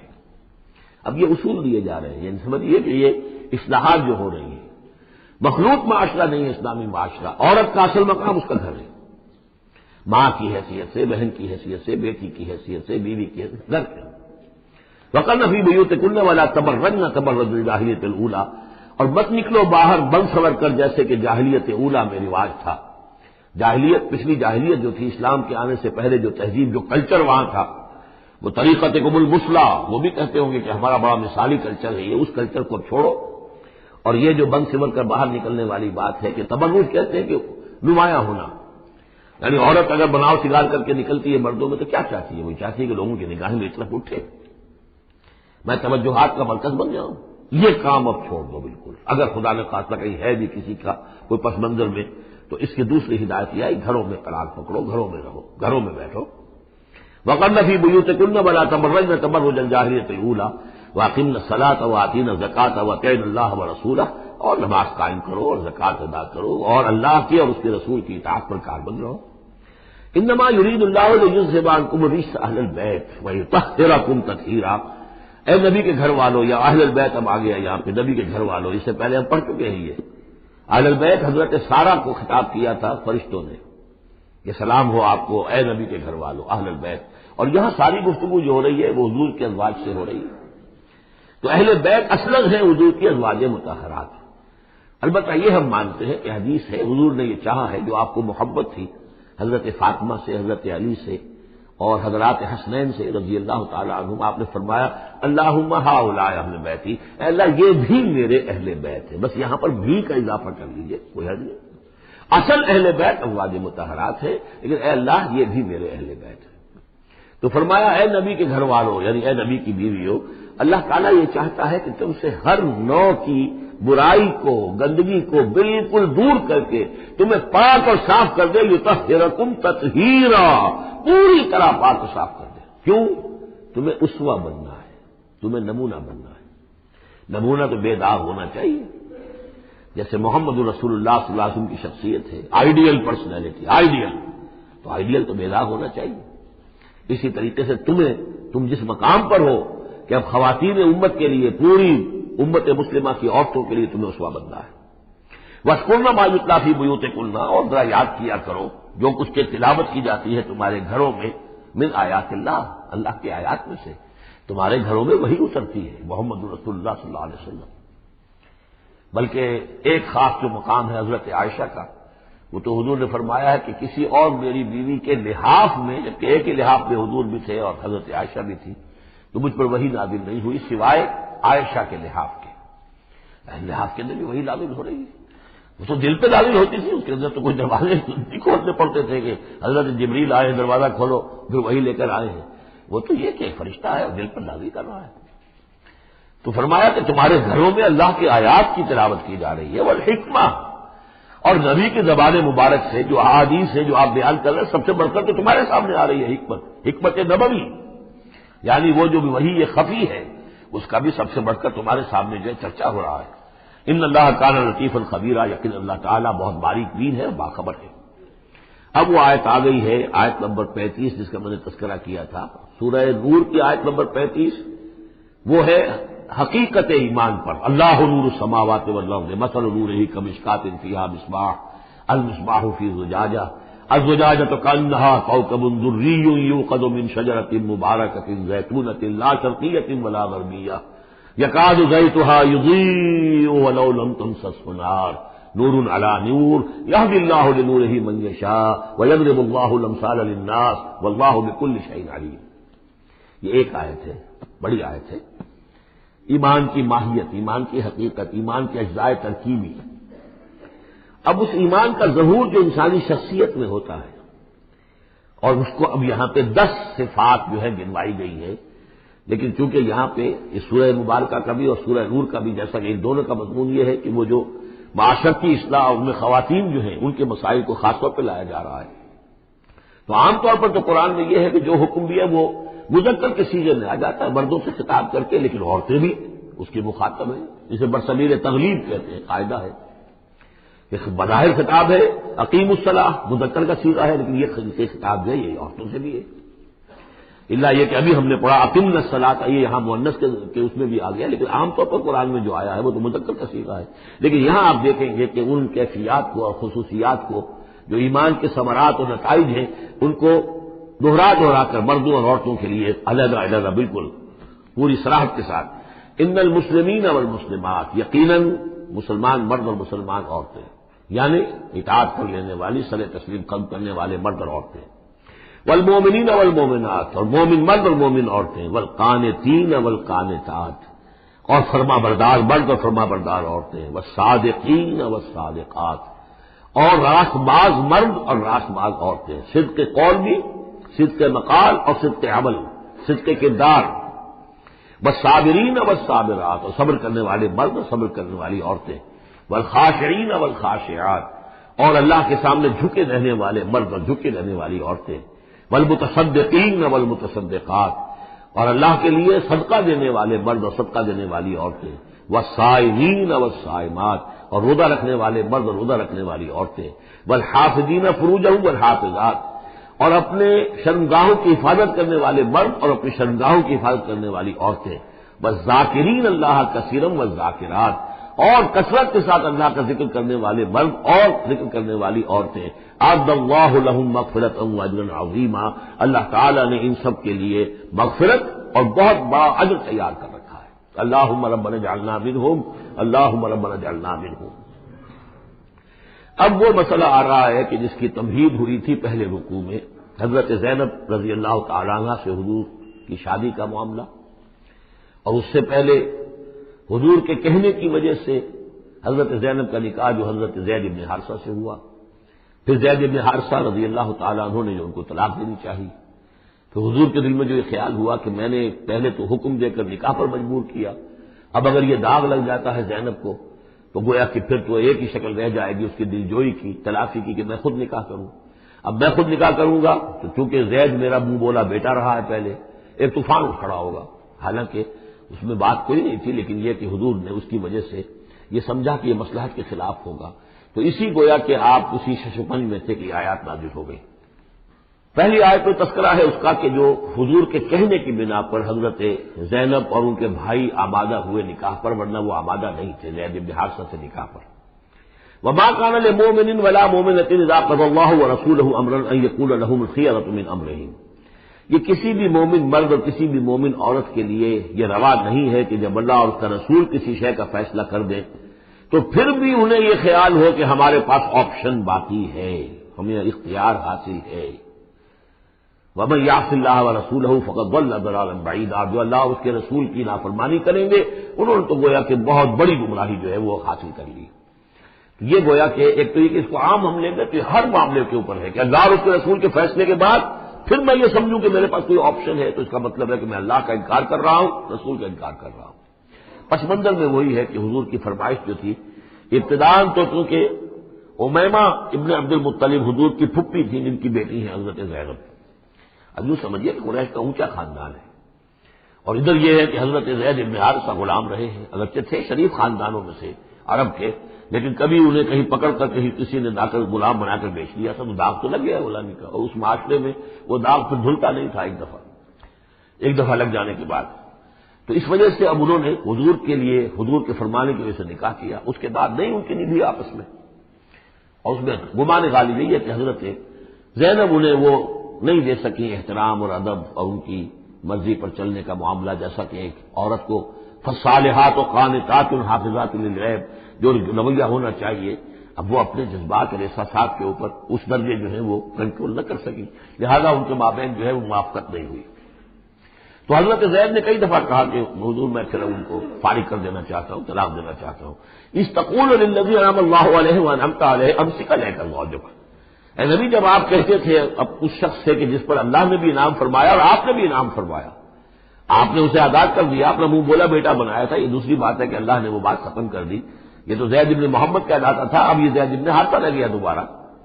آپ اس سے کہتے رہے ہم سے کل ہے کل زوجک، نہیں اپنی بیوی کو روکے رکھو، گھر میں آباد رکھو، ذرا اور کوشش کرو، ذرا اور کہ مزاجوں کی موافقت ہو جائے، واتق اللہ، اللہ سے ڈرو، اللہ کا تقوی اختیار کرو، وتخفی فی نفسک ما اللہ مبدیہ، اور آپ اپنے دل میں چھپائے ہوئے تھے وہ بات جس کو کہ اللہ تعالیٰ اللہ مبدی جسے اللہ تعالیٰ کھولنا چاہتا ہے، وتخشى الناس، آپ لوگوں سے ڈر رہے تھے، واللہ احق ان تخشاہ، جبکہ آپ زیادہ حقدار ہے اس کا کہ آپ اس سے ڈرے۔ فلما قضى زید منها وطرا، تو جب زید نے اس سے آخری قطع تعلق کر لیا، یعنی طلاق بھی دے دی اور پھر عدت بھی پوری ہو گئی، زوجناکہا، اے نبی ہم نے تزویج کر دی ہے اس کی تمہارے ساتھ، زوجہ بنا دیا ہے، ہم نے نکاح کر دیا ہے۔ حضرت زینب پھر یہ کہا کرتی تھیں دوسری ازواج مطہرات سے فخر کرتی تھیں کہ تمہارے نکاح سب کے جو ہے زمین پر ہوئے، میرا نکاح آسمان پر ہوا ہے۔ جب حضور نے شادی کی ان سے پھر تو اللہ نے نکاح کیا، اللہ نے نکاح پڑھایا ہے۔ زوجناکہا، ہم نے اسے آپ کی زوجیت میں دے دیا کہ لا یکون علی المؤمنین حرج فی ازواج ادعیائہم، تاکہ یہ آئندہ کے لیے یہ جاہلی رسم کا خاتمہ ہو جائے اور منہ بولے بیٹوں کی بیویوں کے بارے میں اہل ایمان پر کوئی تنگی نہ رہے۔ منہ بولا بیٹا تھا، اس کی بیوی تھی، بیٹا فرض کیجیے فوت ہو گیا وہ، تو اس کی بیوی سے وہ بیوہ ہو گئی ہے، تب آپ شادی کر سکتے ہیں۔ اسی طریقے سے اگر وہ اس کو طلاق دے دی ہے شادی کر سکتا ہے۔ یہ محرمات ابدیہ میں سے نہیں ہے، محرمات ابدیہ کی فہرست سورہ نساء کے اندر آ چکی ہے۔ وکان امر اللہ مفعولا، اور یہ تو اللہ کا وہ فیصلہ تھا کہ جو بہرحال پورا ہو کر رہنا تھا۔ یعنی یہ سب کچھ جو ہوا ہے نبی، اس میں بھی ہماری حکمت تھی، مصلحت تھی۔ کسی اور کے ذریعے سے یہ بات ہوتا تو یہ رسم ٹوٹتی نہ۔ بعض چیزیں رسمیں ایسی ہوتی ہیں کہ اتنی گہری ہوتی ہیں، ان کے اوپر لوگوں کا اتنا جو وثوق ہوتا ہے، یہ تو جب تک آپ کے ذریعے سے یہ رسم جو ہے غلط نہ ٹوٹتی تو اس کے ٹوٹنے کا امکان نہیں تھا۔ ہم نے اس کے لیے یہ سارا معاملہ کیا ہے۔ ما کان علی النبی من حرج فیما فرض اللہ له، نبی پر کوئی حرج نہیں ہے، کوئی مذائقہ نہیں ہے اس چیز میں جو اللہ نے اس کے اوپر عائد کر دی ہے، فرض کر دی ہے۔ سنت اللہ فی الذین خلوا من قبل، اور یہ اللہ کا وہ طریقہ ہے جو ان لوگوں کے بارے میں رہا جو پہلے گزر چکے۔ اللہ کے نبیوں کے ساتھ، رسولوں کے ساتھ اللہ کا یہ معاملہ رہا ہے۔ وکان امر اللہ قدرا مقدورا، اور یہ تو اللہ کا وہ معاملہ تھا کہ جو گویا کہ طے تھا، مقرر ہو چکا تھا، ہماری مشیت میں یہ پہلے سے طے تھا۔ الذین یبلغون رسالات اللہ، وہ اللہ کے نبی کہ جو اللہ کے پیغامات کو پہنچانے پر مامور ہوتے ہیں، وَيَخْشَوْنَهُ، اور صرف اسی سے ڈرتے ہیں، وَلَا يَخْشَوْنَ أَحَدًا إِلَّا اللَّهَ، اور نہیں ڈرتے کسی اور سے اللہ کے سوا، وَكَفَىٰ بِاللَّهِ حَسِيبًا، اور اللہ تعالیٰ کافی ہے کفایت کرنے والا یا حساب لینے والا۔ مَا كَانَ مُحَمَّدٌ أَبَا أَحَدٍ مِّن رِجَالِكُمْ، دیکھو محمد تم میں سے کسی مرد کے باپ نہیں ہے۔ حضور کو اللہ تعالیٰ نے اولاد نرینہ نہیں دی، جو دی تھی بچپن ہی میں اسے اٹھا لیا۔ آخری عمر میں بھی یہ سمجھیے کہ حضرت ماریہ قبطیہ، ان کے بطن سے حضرت ابراہیم کی ولادت ہوئی ہے۔ اور یہ ایک عجیب مسئلہ ہے کہ حضرت ابراہیم کے عقد میں یا آپ کے نکاح میں آئیں ہاجرہ، وہ بھی مصر کی تھی جن سے اسماعیل کی ولادت ہوئی۔ اسماعیل کی نسل میں حضور ہے صلی اللہ علیہ وسلم، پھر مصر ہی سے ایک ماریہ قبطیہ آ رہی ہے، اور ان کے بطن سے جو بیٹا ہوا اس کا نام حضور نے ابراہیم رکھا۔ اور حضور کو بہت محبوب بھی تھا، لیکن وہ بہت ہی چھوٹا ہستا تھا، بچپن میں ہی فوت ہو گیا ہے، اور حضور کو اس کا افسوس بھی ہوا۔ یا ابراہیم و انا لفراقک محزونون، یا ابراہیم ہم تمہاری جدائی سے بڑے محزون ہیں، ہمیں رنج ہے۔ بہرحال ما کان محمد ابا احد من رجالکم، تمہارے مردوں میں سے کسی کے باپ نہیں ہے۔ یہ زید بن حارثہ کے باپ نہیں ہے۔ زید بن حارثہ منہ بولا بیٹا تھا، اب جب کہ ہم نے حکم نازل کر دیا ہے اب وہ ساتھ سلسلہ منقطع ہو گیا۔ ولیکن رسول اللہ و خاتم النبیین، بلکہ یہ اللہ کے رسول ہیں اور نبیوں کی مہر ہیں۔ اب نبوت ختم ہو رہی ہے ان پر، اب کوئی نبی آنے والا نہیں، لہذا جتنی بھی رسومات جاہلیت کی تھیں اگر ان کے ذریعے سے وہ ختم نہ ہو تو پھر کس کے ذریعے سے ختم ہوگی؟ یہ ہے اس میں جو دلیل مضمر ہے کہ یہ جو کڑوا گھونٹ ہے محمد صلی اللہ علیہ وسلم بھی تو آپ کو کرنا ہی تھا، اس لیے کہ یہ جاہلانہ رسمیں جو ہیں اگر آپ اس کے اندر یہ اقدام نہ کرتے اور آپ نے اپنے منہ بولے بیٹے کی بیوی سے اگر شادی نہ کی ہوتی تو یہ رسم ختم نہیں ہو سکتی تھی۔ اور یہی بات بتائی جا رہی ہے لوگوں کو، ما کان محمد ابا احد من رجالکم ولکن رسول اللہ و خاتم النبیین، وہ تو اللہ کے رسول ہیں اور خاتم النبیین۔ اب اس میں بڑا باریک نقطہ ہے، وہ نوٹ کر لیجئے۔ رسالت حضور کی دائم و قائم ہے، چل رہی ہے ابھی تک۔ فرق صرف یہ ہے کہ اس وقت تک براہ راست آپ بنفس نفیس اپنی رسالت کے فرائض ادا کر رہے تھے، اب بائی پروکسی ہے، اب امت کے ذریعے سے ہے۔ جو بھی آپ کے امتی ہیں، جو بھی دین کے خادم ہیں، جو بھی قرآن کے پیغام کو پہنچا رہے ہیں، جہاں تک پہنچا رہے ہیں وہ رسالت محمدی کا پیغام پہنچ رہا ہے، رسالت محمد کی ہے صلی اللہ علیہ وسلم۔ جیسے کہ ہم نے سورہ انعام میں آیت پڑھی تھی، اوحی الی ھذا القرآن لانذرکم بہ ومن بلغ، اے نبی ان سے کہہ دیجئے یہ قرآن مجھ پر وحی کیا گیا ہے تاکہ اس کے ذریعے سے میں تمہیں بھی خبردار کر دوں اور جسے بھی یہ قرآن پہنچ جائے۔ اسی لیے امت کو آپ ہدایت دے کر گئے تھے، فَلْيُبَلِّغِ الشَّاهِدُ الْغَائِبَ، اب یہ تمہارا کام ہے اس قرآن کی تبلیغ کرو اور پہنچاؤ، جو بھی یہاں نہیں ہے ان تک پہنچاؤ۔ تو گویا کہ رسالت محمدی ختم نہیں ہوئی ہے، رسالت محمدی تو چل رہی ہے، لہذا ختم کا لفظ جو آیا ہے وہ رسالت کے ساتھ نہیں آیا، نبوت کے ساتھ آیا۔ نبوت ختم ہو گئی جب وحی کا دروازہ بند ہو گیا، نبوت ختم ہو گئی۔ نبوت محمدی آپ کی ذات کے ساتھ تھی، وہ جیسے ہی آپ کی ذات جو ہے وہ اس دنیا سے اس نے پردہ کیا، اس کے ساتھ ہی آپ کی وہ نبوت کا دروازہ بند ہو گیا۔ لیکن رسالت محمدی وہ تو دائم و قائم ہے۔ اسی لیے یاد دیکھیے ولیکن رسول اللہ ہے وخاتم النبیین، آپ تو اللہ کے رسول ہیں اور دائم ہیں اور قائم ہیں، اور خاتم النبیین ہیں اور نبیوں کی مہر ہے، وکان اللہ بکل شیء علیما، اور یقیناً اللہ تو ہر چیز کا علم رکھنے والا ہے۔ یا ایھا الذین آمنوا اذکروا اللہ ذکرا کثیرا وسبحوہ بکرۃ واصیلا هو الذی یصلی علیکم وملائکتہ لیخرجکم من الظلمات الی النور وکان بالمؤمنین رحیما۔ صدق اللہ العظیم۔ اہل ایمان اللہ کا ذکر کیا کرو کثرت کے ساتھ۔ ذکر کثیر سے مراد کیا ہے کہ انسان کسی بھی حال میں ہو اللہ کو یاد رکھے۔ پنجابی میں ایک کہاوت ہے، ہتھ کارول دل یارول۔ کام آپ کر رہے ہیں، کوئی بھی کر رہے ہیں، لیکن یہ کہ آپ کا دل اللہ کے ساتھ لگا ہونا چاہیے۔ اس کا جو بہترین طریقہ ہے وہ یہ ہے کہ تمام جو بھی معمولات زندگی کے ہیں ان کے ساتھ ہی حضور صلی اللہ علیہ وسلم سے مسنون دعائیں ہیں۔ گھر میں داخل ہو رہے ہیں تو دعا مانگیے، باہر نکل رہے ہیں تو دعا مانگیے، بازار میں داخل ہو رہے ہیں تو دعا مانگیے، بازار سے باہر آ رہے ہیں دعا مانگیے، بیت الخلاء میں داخل ہو رہے ہیں دعا ہے۔ لیکن آپ کام بھی کر رہے ہیں ساتھ کے ساتھ، کوئی اضافی وقت آپ کا نہیں لگ رہا ہے، لیکن اس میں یہ ہے کہ آپ کا اللہ کے ساتھ ایک رشتہ قائم رہے۔ باقی یہ کہ قرآن سب سے بڑا ذکر ہے، پھر نماز، یہ تو ہم پڑھ چکے ہیں 21ویں پارے کی پہلی آیت، وَاتْلُ مَا أُوحِيَ إِلَيْكَ مِنَ الْكِتَابِ وَأَقِمِ الصَّلَاةَ إِنَّ الصَّلَاةَ تَنْهَىٰ عَنِ الْفَحْشَاءِ وَالْمُنكَرِ وَلَذِكْرُ اللَّهِ أَكْبَرُ۔ تو اللہ کا ذکر کرو کثرت کے ساتھ، وَسَبِّحُوهُ بُكْرَةً وَأَصِيلًا، اور صبح و شام اس کی تسبیح کرتے رہو۔ هُوَ الَّذِي يُصَلِّي عَلَيْكُمْ وَمَلَائِكَتُهُ، وہ تم پر اپنی رحمتیں بھیجتا رہتا ہے، اپنی عنایتیں اور شفقتیں نازل فرماتا رہتا ہے، نہ صرف وہ خود بلکہ اس کے ملائکہ بھی۔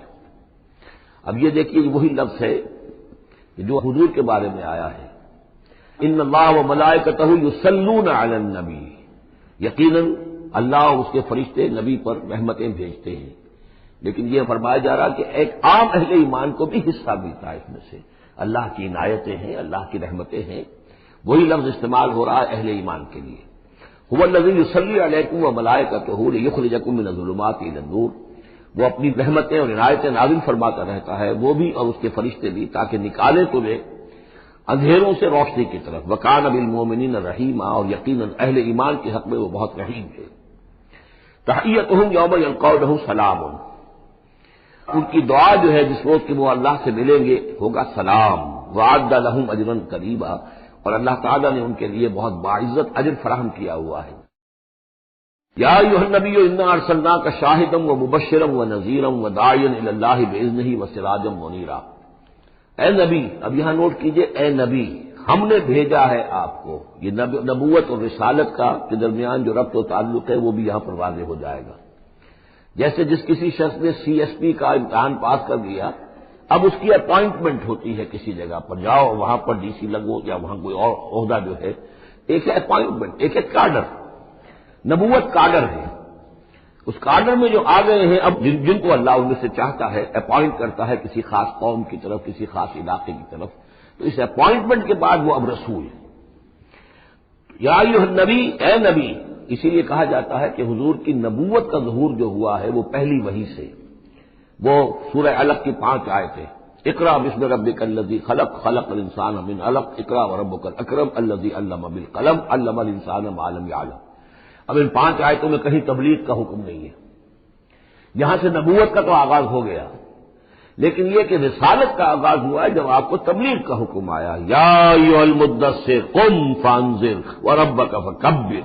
اب یہاں سے رسالت کا آغاز ہوا، تو نبوت اور رسالت کے اس فرق کو ذہن میں رکھیں۔ یا ایھا النبی، اے نبی، ہم نے بھیجا ہے آپ کو شاہداً گواہ بنا کر۔ اب اس پر ہم گفتگو کر چکے ہیں، لتکونوا شہداء علی الناس ویکون الرسول علیکم شہیدا، اور لیکون الرسول شہیدا علیکم وتکونوا شہداء علی الناس، سورہ بقرہ میں آیت آئی اور سورہ حج میں آ چکی ہے۔ اور مبشر اور نذیر، بشارت دینے والے، خبردار کرنے والے، یہ تو بہت مرتبہ آ چکا ہے، جمع کے صیغے میں، واحد کے صیغے میں۔ وَدَاعِيًا إِلَى اللَّهِ بِإِذْنِهِ، اللہ کی طرف بلانے والے اس کے حکم سے. یعنی ایک داعی اور بھی ہوتا ہے جو اللہ کا کوئی بندہ ہے، کوئی صوفیاء میں سے ہے، کوئی اللہ کا نیک آدمی، وہ بھی لوگوں کو بلا رہا ہے اللہ کے راستے کی طرف. لیکن نبی رسول کا کام یہ ہو جاتا ہے کہ وہ اس پر مامور ہے کہ وہ بلائے.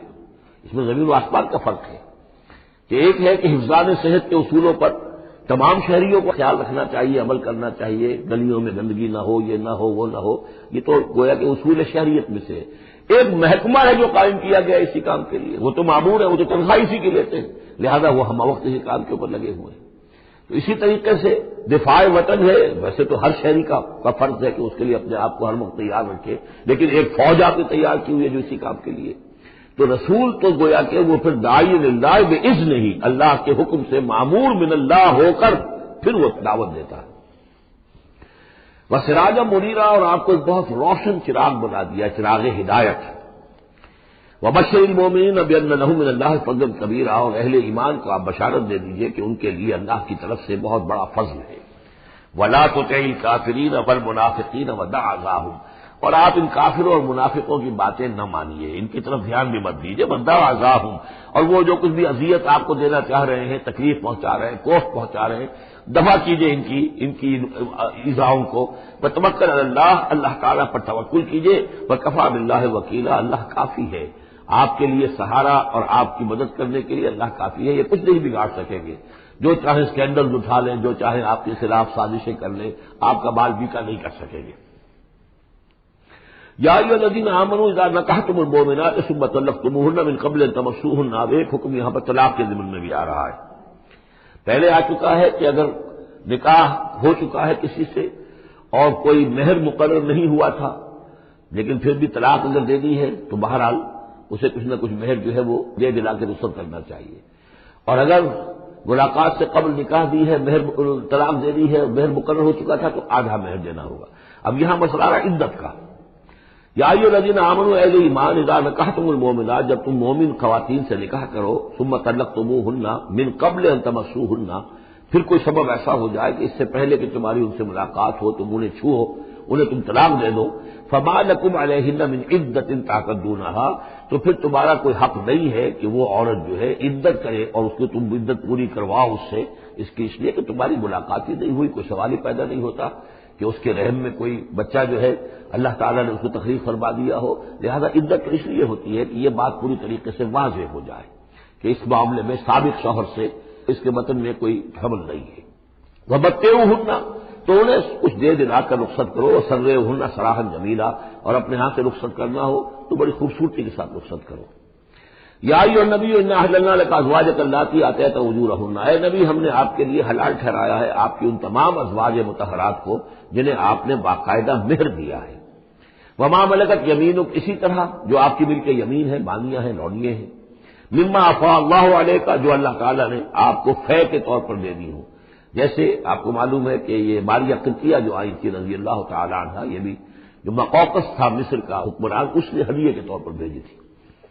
وہ بناتے امنے کا، وہ بناتے اماتے کا، اسی طرح آپ کے لیے نکاح کرنا جائز ہے اپنی چچا کی بیٹیوں سے اور اپنی پھپھیوں کی بیٹیوں سے. وہ بناتے خالے کا، اور اپنے ماموں کی بیٹیوں سے. وہ بناتے خالاتے کا، اپنی خالاؤں کی بیٹیوں سے. اللاتی ہاجرن معک، جنہوں نے آپ کے ساتھ ہجرت کی ہے. وہ امرأۃ مومنۃ، اسی طرح ایک مومن عورت وہ بھی آپ کے لیے حلال ہے کہ آپ اس سے نکاح کریں. ان وہبت نفسہا للنبی، اگر وہ ہبہ کر دیتی ہے اپنا نفس نبی کو، یعنی وہ مہر بھی نہیں مانگتی، وہ کہتی کہ میں اپنے آپ کو ہبہ کر رہی ہوں. ان اراد النبی و یستنکحھا، اگر نبی کا ارادہ ہو کہ وہ ان سے نکاح کرے. خالصۃ لک من دون المؤمنین، یہ جو ہے رعایت آپ کو دی گئی ہے تمام اہل ایمان سے علیحدہ رکھ کر، یعنی تمام اہل ایمان کے لیے زیادہ سے زیادہ 4 کی قید ہے، لیکن آپ کے لیے یہ سب جو آپ کے گھروں میں آباد ہیں یہ سب جائز ہے. ان میں سے کسی کو بھی آپ طلاق نہیں دیں گے، اور 4 کی جو قید ہے وہ آپ پر نہیں ہے. قد علمنا ما فرضنا علیہم من ازواجہم، ہمیں خوب معلوم ہے کہ ہم نے عام مسلمانوں پر کیا کیا چیزیں ان کی بیویوں کے ضمن میں فرض کی ہیں، لازم کی ہیں. ایک وقت میں 4 سے زیادہ کا نکاح نہیں ہو سکتا. وما ملکت ایمانہم، اسی طریقے سے جو ان کی لونیاں مانیاں ہیں ان کے بارے میں بھی ہم نے کیا کیا قواعد و ضوابط کا انہیں پابند کیا ہے. لکھی لا یکون علیک حرج، تاکہ آپ پر کوئی تنگی نہ ہو. وکان اللہ غفور الرحیم، اللہ غفور الرحیم ہے. اصل میں حضور کا جو تعدد ازدواج کا معاملہ اس میں کئی مصلحتیں تھیں. ایک مسئلہ تو یہ بھی تھی مثلا یہ کہ حضرت عائشہ صدیقہ رضی اللہ تعالیٰ عنہ سے نکاح کی جو مسئلہ سب سے بڑی یہ سامنے آتی ہے کہ وہ بیوہ ہو گئی ہیں جبکہ ابھی جوان تھی، وہ 18 برس کی عمر تھی جبکہ بیوہ ہو گئی ہیں، لیکن انہیں پھر طویل وقت ملا ہے، وہ معلمہ امت بن گئی ہیں۔ خواتین کے لیے تو وہی معلمہ ہے، جو بھی زر و شوق کے تعلقات ہوتے ہیں اس میں خواتین آ کر مسئلہ پوچھتی تھی تو ام المومنین صدیقہ رضی اللہ تعالیٰ انہیں بتاتی تھی۔ تو طویل امت اس لیے کہ امت کے لیے تعلیم کا کوئی اور نظام تو نہیں تھا۔ اسی طرح عرب کا جو معاشرہ تھا قبائلی معاشرہ تھا، اس میں یہ ہوتا تھا کہ کوئی بڑی شخصیت جو ہے اس کے دوسرے جو قبائل ہیں ان کے سرداروں وغیرہ سے کوئی رشتہ داری اگر ہو جائے تو اس سے بھی ایک تقویت حاصل ہوتی تھی اس نظام کو۔ تو یہ مختلف اسباب سے حضور کے لیے خاص طور پر یہ رعایت جو ہے کی گئی ہے کہ جو عام مسلمانوں کے لیے نہیں ہے۔ وکان اللہ غفور الرحیم، یقینا اللہ غفور الرحیم ہے۔ ترجی من تشاء منہن وتؤوی الیہ من تشاء، اور پھر یہ بھی کہ آپ کر سکتے ہیں کہ ان میں سے جس کو چاہیں ذرا اپنے سے دور کر دیں اور جس کو چاہیں اپنے قریب لے آئیں، یعنی وہ مساوات بھی حضور پر لازم نہیں تھی، اگرچہ حضور نے کی ہے لیکن وہ مساوات حضور پر لازم نہیں تھی، اس لیے کہ آپ کو یہ اجازت دی گئی تھی کہ اگر اپنی ازواج مطہرات میں سے کسی کو ذرا فاصلے پر کر دیں، ذرا اس سے اپنا وقت وغیرہ دینا کم کر دیں تو کوئی حرج نہیں تھا، آپ پر کوئی اس کی ملامت نہیں تھی اللہ کی طرف سے۔ کسی کو زیادہ آپ اپنے پاس رکھیں یا زیادہ اس کے پاس ٹھہریں تو اس میں بھی کوئی پابندی آپ پر نہیں تھی، صاف اجازت دی گئی ہے۔ ترجی من تشاء، جو دور ذرا کر دے اپنے سے جس کو چاہے، وتؤوی الیک من تشاء، اور جس کو چاہے اپنے پاس قریب کر لو، ومن ابتغیت ممن عزلت، اور جسے آپ نے کہیں ذرا سا اپنے سے پرے کر دیا ہو اگر انہیں دوبارہ قریب اپنے لانا چاہو فلا جناح علیک، تو اس میں بھی آپ پر کوئی حرج نہیں ہے۔ ذالک ادنی ان تقر اعینہن، یہ زیادہ قریب تر ہے اس سے کہ ان کی آنکھیں بھی ٹھنڈی رہیں، ولا یحزن، اور وہ رنجیدہ نہ ہو، یعنی ایسا نہ ہو کہ کسی اپنی زوجہ محترمہ سے آپ ذرا زیادہ دیر کے لیے جو ہے وہ دور رہیں، ایسا بھی نہیں ہونا چاہیے، ان کی بھی آنکھوں کی ٹھنڈک رہنی چاہیے۔ وَيَرْضَيْنَ بِمَا آتَيْتَهُنَّ كُلُّهُنَّ، اور تاکہ وہ سب کی سب راضی رہیں ان چیزوں سے جو آپ انہیں دیتے ہیں۔ حضور کا معاملہ یہ تھا کہ آپ نے کامل مساوات برتی ہے، ناپ تول کے ساتھ، نان نفقہ سب کا برابر، وقت اپنا سب کے ساتھ برابر، باریاں مقرر ہیں اور باریوں پہ ہی آپ شب باشی فرماتے تھے، آج ان کے پاس ہے، کل ان کے پاس ہے، پرسوں ان کے پاس ہے۔ ایک وقت آپ نے رکھا تھا جب مدینے میں آپ ہوتے تھے تو عصر اور مغرب کے درمیان چند منٹ کے لیے 5-5 7-7 منٹ کے لیے آپ سب کے ہاں ہو آتے تھے تاکہ سب سے اس روز کی ملاقات ہو جائے۔ باقی یہ ہے کہ شام کو شب باشی، ظاہر بات ہے رات کو کہ ایک کے ہاں ہوتی تھی، اور ہر چیز کے اندر جو ہے حضور نے صلی اللہ علیہ وسلم پوری مساوات کی ہے، اور اس پر بھی آپ کہتے تھے اللہم ھذا قسمی فیما املک، اے اللہ جو چیزیں میرے اختیار میں ہیں جن میں ناپ تول ہو سکتا ہے اس میں تو میں نے برابر کی تقسیم کر دی ہے، فلا تلمنی فیما تملک ولا املک، تو اللہ مجھے اس پر ملامت نہ ہو کہ جو میرے اختیار میں نہیں بلکہ تیرے اختیار میں، یعنی میرا دلی رجحان اگر ان میں سے کسی ایک طرف زیادہ ہے تو ظاہر بات ہے انسان کو اس کے اوپر اختیار نہیں ہے، اور یہ سورہ نساء میں آ بھی چکا ہے کہ یہ معاملہ تو تم چاہو بھی تو اس میں تمہارے لیے ممکن ہی نہیں ہے کہ اس قلبی رجحان کو بھی برابر تقسیم کر سکو، یہ تمہارے اختیار میں نہیں ہے، تو ظاہر بات ہے اس کے اوپر اللہ تعالیٰ کی طرف سے بات کچھ بھی نہیں ہے۔ واللہ یعلم ما فی قلوبکم، اللہ جانتا ہے جو کچھ کہ تمہارے دلوں میں ہے، وقال اللہ علیما حکیما، اللہ علیم اور حکیم ہے۔ لا یحل لک النساء من بعد، لیکن اب اس کے بعد جتنے بھی نکاح آپ کر چکے ہیں اب آپ کے لیے کوئی اور نکاح کرنا جائز نہیں ہے۔ یہ صورتحال بس اب فل سٹاپ لگ گیا ہے، اب نہ تو ان میں سے کسی کو آپ طلاق دیں گے اور نہ ہی مزید کوئی شادی کریں گے۔ ولا ان تتبدل بهن من ازواج، اور نہیں یہ کہ آپ ان میں سے کسی کی جگہ کسی اور کو لائیں گے۔ ولو اعجبک حسنهن، خواہ آپ کو وہ بہت پسند بھی آئی ہو، اگر کسی خاتون کی طرف آپ کی رغبت ہو بھی گئی ہو بربنائے طبع بشری تو اب آپ کو مزید نکاح کی اجازت نہیں ہے۔ دیکھیے قرآن مجید صاف صاف بات کرتا ہے، خود حضور نے صاف بات کی ہے، مجھے تمہاری دنیا سے 2 ہی چیزیں پسند ہیں یا شاید 3 چیزیں پسند ہیں، ایک تو یہ کہ خوشبو پسند ہے، ایک عورتیں مجھے پسند ہیں۔ تو جو آپ نے اس میں قطعاً کوئی آپ نے جھجک نہیں رکھی کہ جو باتیں ہیں، جو بھی فطرت ہے انسان کی اور جو بھی اللہ تعالیٰ نے بنائی ہے اس کے مطابق، تو آپ نے فرمایا کہ مجھے تو دلچسپی ہے، کوئی شک نہیں۔ ولا اعجبک حسنهن، اگرچہ کوئی آپ کو زیادہ ہی پسند آ جائے لیکن یہ کہ اب آپ کو اجازت نہیں ہے نکاح کی، الا ما ملکت یمینک، سوائے اس کے کہ جو آپ کی بادی ہو، کوئی لوڈی ہو، کسی جنگ میں اگر وہ معاملہ ہو جاتا ہے تو اس کا معاملہ علیحدہ ہے، یہ نکاح کا معاملہ ہے۔ حضور کے ہاں 2 لونڈیاں ہیں، ماریہ قبطیہ اور ایک حضرت ریحانہ رضی اللہ تعالی عنہما۔ وکان اللہ علی کل شیء رقیبا، اللہ تعالی ہر چیز پر نگران ہے، ہر چیز کا پہرا دے رہا ہے۔ یا ایھا الذین آمنوا لا تدخلوا بیوت النبی الا ان یؤذن لکم، اب دیکھیے جو ہم سورہ نور میں پڑھ آئے ہیں کہ اے مسلمانوں تم کسی گھر کے اندر داخل نہ ہو جب تک کہ تمہیں حتیٰ تستانسوا ویؤذن لکم، اور اجازت نہ تمہیں مل جائے اور تم ان سے جو ہے پہلے بات چیت کرو، اذن لے کر داخل ہو۔ یہ سورہ نور میں آیت نمبر 27 اور 28، حتیٰ تستانسوا، اور 28 میں آیا یؤذن لکم۔ لیکن یہ اس سے پہلے حکم آ رہا ہے، یہ حکم بھی سب سے پہلے نبی کے گھر کے بارے میں آیا، جیسا کہ میں بتا چکا ہوں۔ یہ سن 5 کا نزول ہے، وہ سن 6 کا نزول ہے، پھر اس کو ایکسٹینڈ کیا ہے تمام مسلمانوں پر۔ یا ایھا الذین آمنوا، اہل ایمان مت داخل ہو جایا کرو نبی کے گھروں میں، الا ان یؤذن لکم، الا یہ کہ تمہیں اجازت دی جائے، الی طعام غیر ناظرین اناہ، کھانے کے لیے اگر تمہیں بلایا جائے تو ایسا نہ ہو کہ پہلے ہی جا کے دھرنا مار کر بیٹھ جاؤ کہ کھانا تیار ہو رہا ہے تو بیٹھے ہوئے وہاں۔ ولکن اذا دعیتم فادخلوا، جب تمہیں بلایا جائے تب داخل ہو، فاذا طعمتم فانتشروا، جب کھانا کھا لو تو پھر وہاں سے منتشر ہو جاؤ، چلے جاؤ۔ ولا مستانسین لحدیث، اور وہاں بیٹھ نہ رہو وہ ڈیرا جما کر کے اب حضور کی باتیں سنیں گے، کچھ گفتگو ہوگی تو بیٹھے رہیں۔ ان ذالکم کان یؤذی النبی، یہ چیز نبی کے لیے ایذا کی باعث تھی، انہیں تکلیف پہنچا رہی تھی۔ وہی جو پرائیویسی ہے گھر کی، اب اس میں یہ ہے کہ کوئی آ گیا ہے اور دھرنا مار کے بیٹھا ہوا ہے، حضور کی مروت ہے، حضور شرافت کی وجہ سے کچھ کہہ بھی نہیں سکتے ہیں، اور ظاہر بات ہے وہ کوئی ایک ایک کنال کے اور ایک ایک ایکڑ کے گھر تو تھے نہیں، وہ چھوٹا سا کوئی ایک حجرہ ہے۔ اب اسی میں بعض اوقات ایسا ہوتا تھا کہ حضرت عائشہ کے حجرے میں کوئی شخص آ گیا ملنے کے لیے، اس نے اذن چاہا تو حضور نے بلا لیا تو حضرت عائشہ ذرا پیٹھ موڑ کر بیٹھ گئی، اپنی کمر ادھر کر دی، کوئی چادر اوپر لے لی، اور کہاں جگہ تھی وہاں پر، وہیں پر آ کر وہ شخص آ کے اپنی بات کرتا تھا، پھر چلا جاتا تھا۔ تو فرمایا کہ یہ چیزیں جو ہے یہ یقیناً تکلیف باعث بن رہی تھی۔ ان ذالکم کان یؤذی النبی فیستحیی منکم، تو وہ تو تم سے حیا کرتے ہیں، کہہ نہیں سکتے کچھ۔ واللہ لا یستحیی من الحق، اللہ کو حق کے بیان کرنے میں کوئی جھجک نہیں ہے۔ وَإِذَا سَأَلْتُمُوهُنَّ مَتَاعًا فَاسْأَلُوهُنَّ مِن وَرَاءِ حِجَابٍ، اب یہ پہلی مرتبہ لفظ حجاب آیا ہے قرآن میں۔ جب تمہیں نبی کی بیویوں سے کوئی چیز مانگنی ہو تو پردے کی اوٹ سے مانگو۔ یہ گویا کہ اس پردے اور حجاب کے لیے پہلا حکم آیا ہے کہ دروازوں کے اوپر پردے ڈال دیے جائیں، اور یہ کہ پردے کے پیچھے سے رو در رو ہو کر نہیں، ایک دوسرے کے آمنے سامنے ہو کر نہیں، پردے کے پیچھے سے مانگو۔ یہاں سے حجاب کا سلسلہ اب شروع ہوا۔ ذالک اطہر لقلوبکم وقلوبہن، یہی زیادہ پاکیزہ طرز عمل ہے تمہارے دلوں کے لیے بھی، ان کے دلوں کے لیے بھی۔ ظاہر بات ہے کہ مرد اور عورت کے درمیان جو بھی اللہ تعالیٰ نے رکھی ہے، کشش رکھی ہے، اب ان چیزوں میں بہتر یہی ہے کہ نگاہ ایک دوسرے پر نہ پڑے۔ وما کان لکم ان تؤذوا رسول اللہ، اور تمہارے لیے یہ بالکل جائز نہیں ہے کہ تم اللہ کے رسول کو ایذا پہنچاؤ۔ اصل میں اس مسئلے میں ایک بات اور بھی سمجھ لیجیے، حضور کے ساتھ معاملہ خاص نہیں تھا۔ ایک تو یہ کہ یہ تمام اصلاحات ہیں جو تمام مسلمان معاشرے کے لیے ہیں، لیکن یہ کہ اس کے لیے چیریٹی بگنز ایٹ ہوم، پہلا کام جو شروع کیا گیا ہے وہ محمد رسول اللہ کے گھر سے۔ لیکن ایک دوسرا مسئلہ بھی ہے کہ جو منافق تھے اور ان میں سے جو شریر تھے وہ طاق میں رہتے تھے کہ کچھ اسکینڈل اٹھائیں حضور صلی اللہ علیہ وسلم کے گھر کے بارے میں۔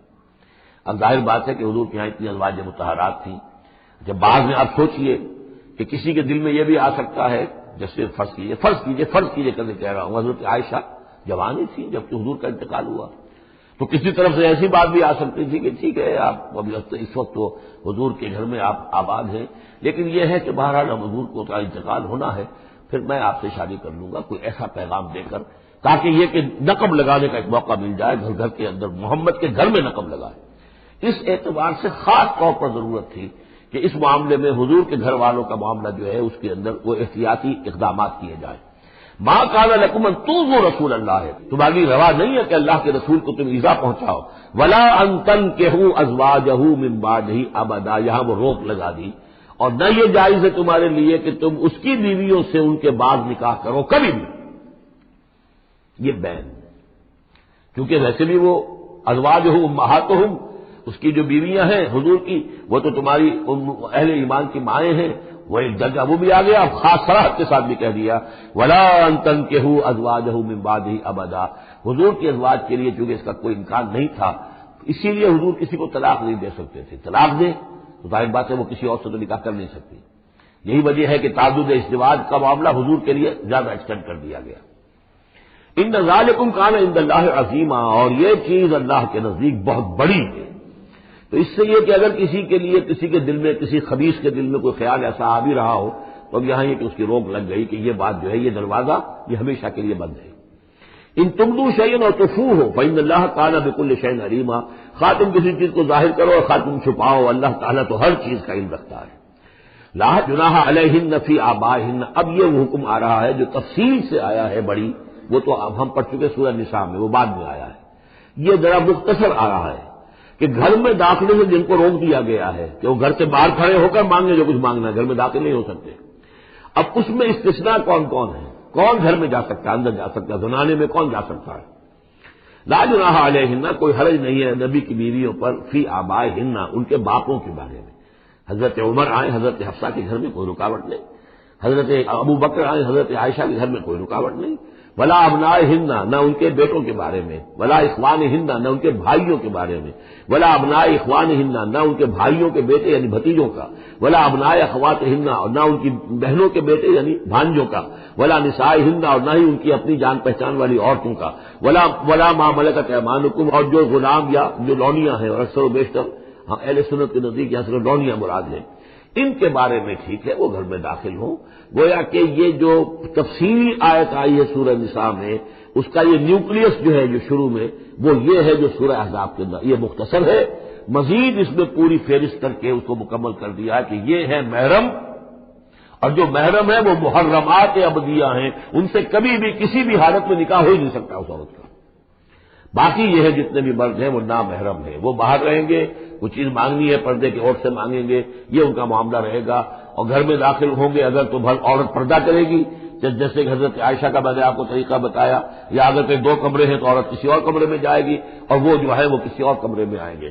یہ طریقہ ہے اسلامی معاشرت کا، مسلمانوں کی طرز رہائش کا. واتقین اللہ، اور اے نبی کی بیویوں ڈرتی رہو اللہ سے. ان اللہ کان علی کل شیء شہیدا، یقیناً اللہ تعالیٰ ہر چیز پر گواہ ہے. ان اللہ وملائکتہ یصلون علی النبی، اب یہ خاص طور پر لفظ وہی ہے یصلی علیکم وملائکتہ، یہاں سے ترتیب بدل گئی ہے. یقیناً اللہ اور اس کے فرشتے رحمت اور شفقت اور عنایت نازل کرتے رہتے ہیں نبی پر صلی اللہ علیہ وسلم. یا ایھا الذین آمنوا صلوا علیہ وسلموا تسلیما، اے ایمان کے دعوے دارو، اے ایمان لانے والو، تم بھی ان پر رحمت بھیجتے رہا کرو، اور تم بھی اللہ تعالیٰ سے دعا کرتے رہا کرو کہ اللہ ان کے اوپر اور درود بھیجے اور رحمت بھیجے. وسلموا تسلیما، انہیں سلام کیا کرو، ان کو سلام بھیجا کرو. ان الذین یؤذون اللہ ورسولہ، یقیناً وہ لوگ جو ایذا پہنچاتے ہیں اللہ کو اور اس کے رسول کو، لعنہم اللہ فی الدنیا. اب یہ منافقین کا تذکرہ ہو رہا ہے اس سورہ مبارکہ میں، جیسا کہ مدنی صورتوں میں اکثر و بیشتر ہے. ان الذین یؤذون اللہ ورسولہ، بے شک وہ لوگ جو ایذا پہنچاتے ہیں اللہ اور اس کے رسول کو، لعنہم اللہ فی الدنیا والآخرہ، تو لعنت اللہ نے ان پر لعنت کر دی ہے دنیا اور آخرت دونوں میں. وأعد لهم عذابا مہینا، اور ان کے لیے ایک بڑا اہانت آمیز عذاب تیار کر رکھا ہے. والذین یؤذون المؤمنین والمؤمنات بغیر ما اکتسبوا، اور وہ لوگ جو ایذا پہنچاتے ہیں مسلمان مردوں کو اور مسلمان عورتوں کو بغیر اس کے کہ انہوں نے کوئی گناہ کا ارتکاب کیا ہو، یعنی الزام لگاتے ہیں، اسکینڈلز ہیں، خامخواہ کی تہمتیں ہیں اور قذف ہو رہا ہے. فقد احتملوا بہتانا و اثما مبینا، تو انہوں نے تو اپنے اوپر جھوٹ کا اور بہت بڑے گناہ کا بوجھ لے لیا ہے. ابھی یہاں پر قذف کی سزا نہیں آئی، قذف کا حکم جو ہے اس کی حد وہ پھر سورہ نور میں آ چکی ہے، وہ ہم پڑھ چکے ہیں. 80 درے لگائے جائیں، 80 کوڑے. اگر کوئی شخص کسی مسلمان خاتون کے اوپر زنا کا الزام لگائے اور پھر 4 گواہ پیش نہ کر سکے، 80 کوڑے لگیں گے. یا ایھا النبی قل لازواجک وبناتک ونساء، اب یہ پردے کا اگلا حکم آ رہا ہے. ایک تو یہ ہوگا گھر میں رہو، گھر پہ پردہ ہونا چاہیے، نامحرم پردے کی اوٹ سے بات کرے، جو بھی ضروری بات ہے وہ پردے کی اوٹ سے کرے، روح کر نہ کرے. لیکن اب مسئلہ آتا ہے کہ عورت گھر سے باہر نکلے تو کیا ہو. آخر ظاہر بات ہے اگرچہ اصولی اعتبار سے عورت کا مقام اس کا گھر ہے، لیکن پھر بھی ضرورت ہو سکتی ہے وہ باہر جائے ضرورت کے تحت، تو اس میں کیا حکم ہے. یا ایھا النبی قل لازواجک وبناتک ونساء المؤمنین، اب یہاں پر دیکھیے ایکسٹینڈ کر رہے ہیں ترتیباً. اے نبی کہہ دیجیے اپنی بیویوں سے اور اپنی بیٹیوں سے اور اہل ایمان کی خواتین سے. یہ گویا کہ اب اصلاح کا دائرہ جو ہے نبی کے گھر سے نکل کر اب باہر آ رہا ہے تمام اہل ایمان کے لیے. کیا کہہ دیجیے یدنین علیہن من جلابیبہن، وہ اپنے اوپر لٹکا لیا کریں اپنی بڑی چادروں کا ایک حصہ. دیکھیے جیسا کہ میں نے اس وقت بھی عرض کیا تھا سورہ جب ہم نور پڑھ رہے تھے کہ عرب میں خواتین کی لباس کا یہ 2 جز تھے. ایک اوڑھنی ہوتی تھی جو گھر میں اوڑھتی تھی، جیسے اب بھی ہمارے یہاں اوڑھنے کا تصور ہے، اس کو کہتے ہیں خمار. اور خمرہن لفظ آیا ان کی جمع جو ہے خمرہن، ولیضربن بخمرہن علی جیوبہن، وہ اپنی ان اوڑھنیوں کا بکل مار دیا کریں اپنے سینوں پر. یہ گھر کے اندر ہوگا. باہر جب نکلتی تھی تو بڑی چادر لے لیتی تھی، اور جو جتنی شریف گھرانے کی ہوتی تھی اتنی ہی وہ اپنے آپ کو اس میں لپیٹ لیتی تھی، لیکن چہرے کے اوپر نہیں ڈالتی تھی. یہاں اس میں صرف یہ اضافہ کیا گیا ہے کہ اس کا ایک حصہ اپنے چہروں پر لٹکا لیا کریں. یہاں سے نقاب کا تصور پیدا ہوا ہے، جو ہمارے ہاں بعض جگہ پر جو ہے خاص طور پہ فرنٹیئر کے علاقے میں اب بھی ہے وہ چادر لیتی ہیں خواتین، لیکن چادر کا جو حصہ ہے وہ ان کے چہرے کے آگے آیا ہوا ہوتا ہے. یا یہ کہ کسی طریقے سے بس صرف ایک آنکھ کھول کر، خاص طور پر ایران کے اندر اس کا بڑا رواج ہے، ان کو میں نے دیکھا ہے کہ یہ جو ہے اس قدر اس ایک چادر میں بڑی چادر میں لپٹی ہوئی ہوتی ہے. دیہاتی خواتین، شہروں کے اندر تو نقشہ ذرا کچھ مختلف ہے. اب وہاں پہ چونکہ یہ بات تقریباً انہوں نے طے کر دی ہے کہ چہرے کا پردہ نہیں ہے، حالانکہ یہ غلط ہے. قرآن میں چہرے کا پردہ ہے. اس حوالے سے وہ جو کہا گیا کہ پردے کی اور سے ان سے بات کی جائے یا مانگا جائے، تو آخر اس کا مطلب یہ کہ چہرہ ہی تو ہے نا جس کو روکا جا رہا ہے. باقی گھر میں جو ازواج مطہرات بغیر لباس کے تو نہیں تھی معاذ اللہ، لیکن یہ کہ چہرے ہی کے پردے کے لیے کہا ہے کہ فَصَلُوهُنَّ مِن وَرَاءِ حجاب، اور حجاب کا لفظ چل رہا ہے اسی کے لیے. لیکن یہ کہ اب یہ حکم دیا گیا کہ آپ ایک چادر کو، جو چادر لے کے آپ نکلتی ہی ہیں باہر، جو بھی شریف خواتین ہیں، وہ چادر کو ذرا اپنے چہروں کے اوپر لٹکا لیا کریں. یہ جلباب کہلاتا تھا، بڑی چادر جو لے کر نکلتے تھے. تو ایک ہے خمار اوڑھنی جس کی جمع ہے خمرہن، خمر. ایک ہے جلباب بڑی چادر جس کی جمع ہے جلابیب، جلابیبہن.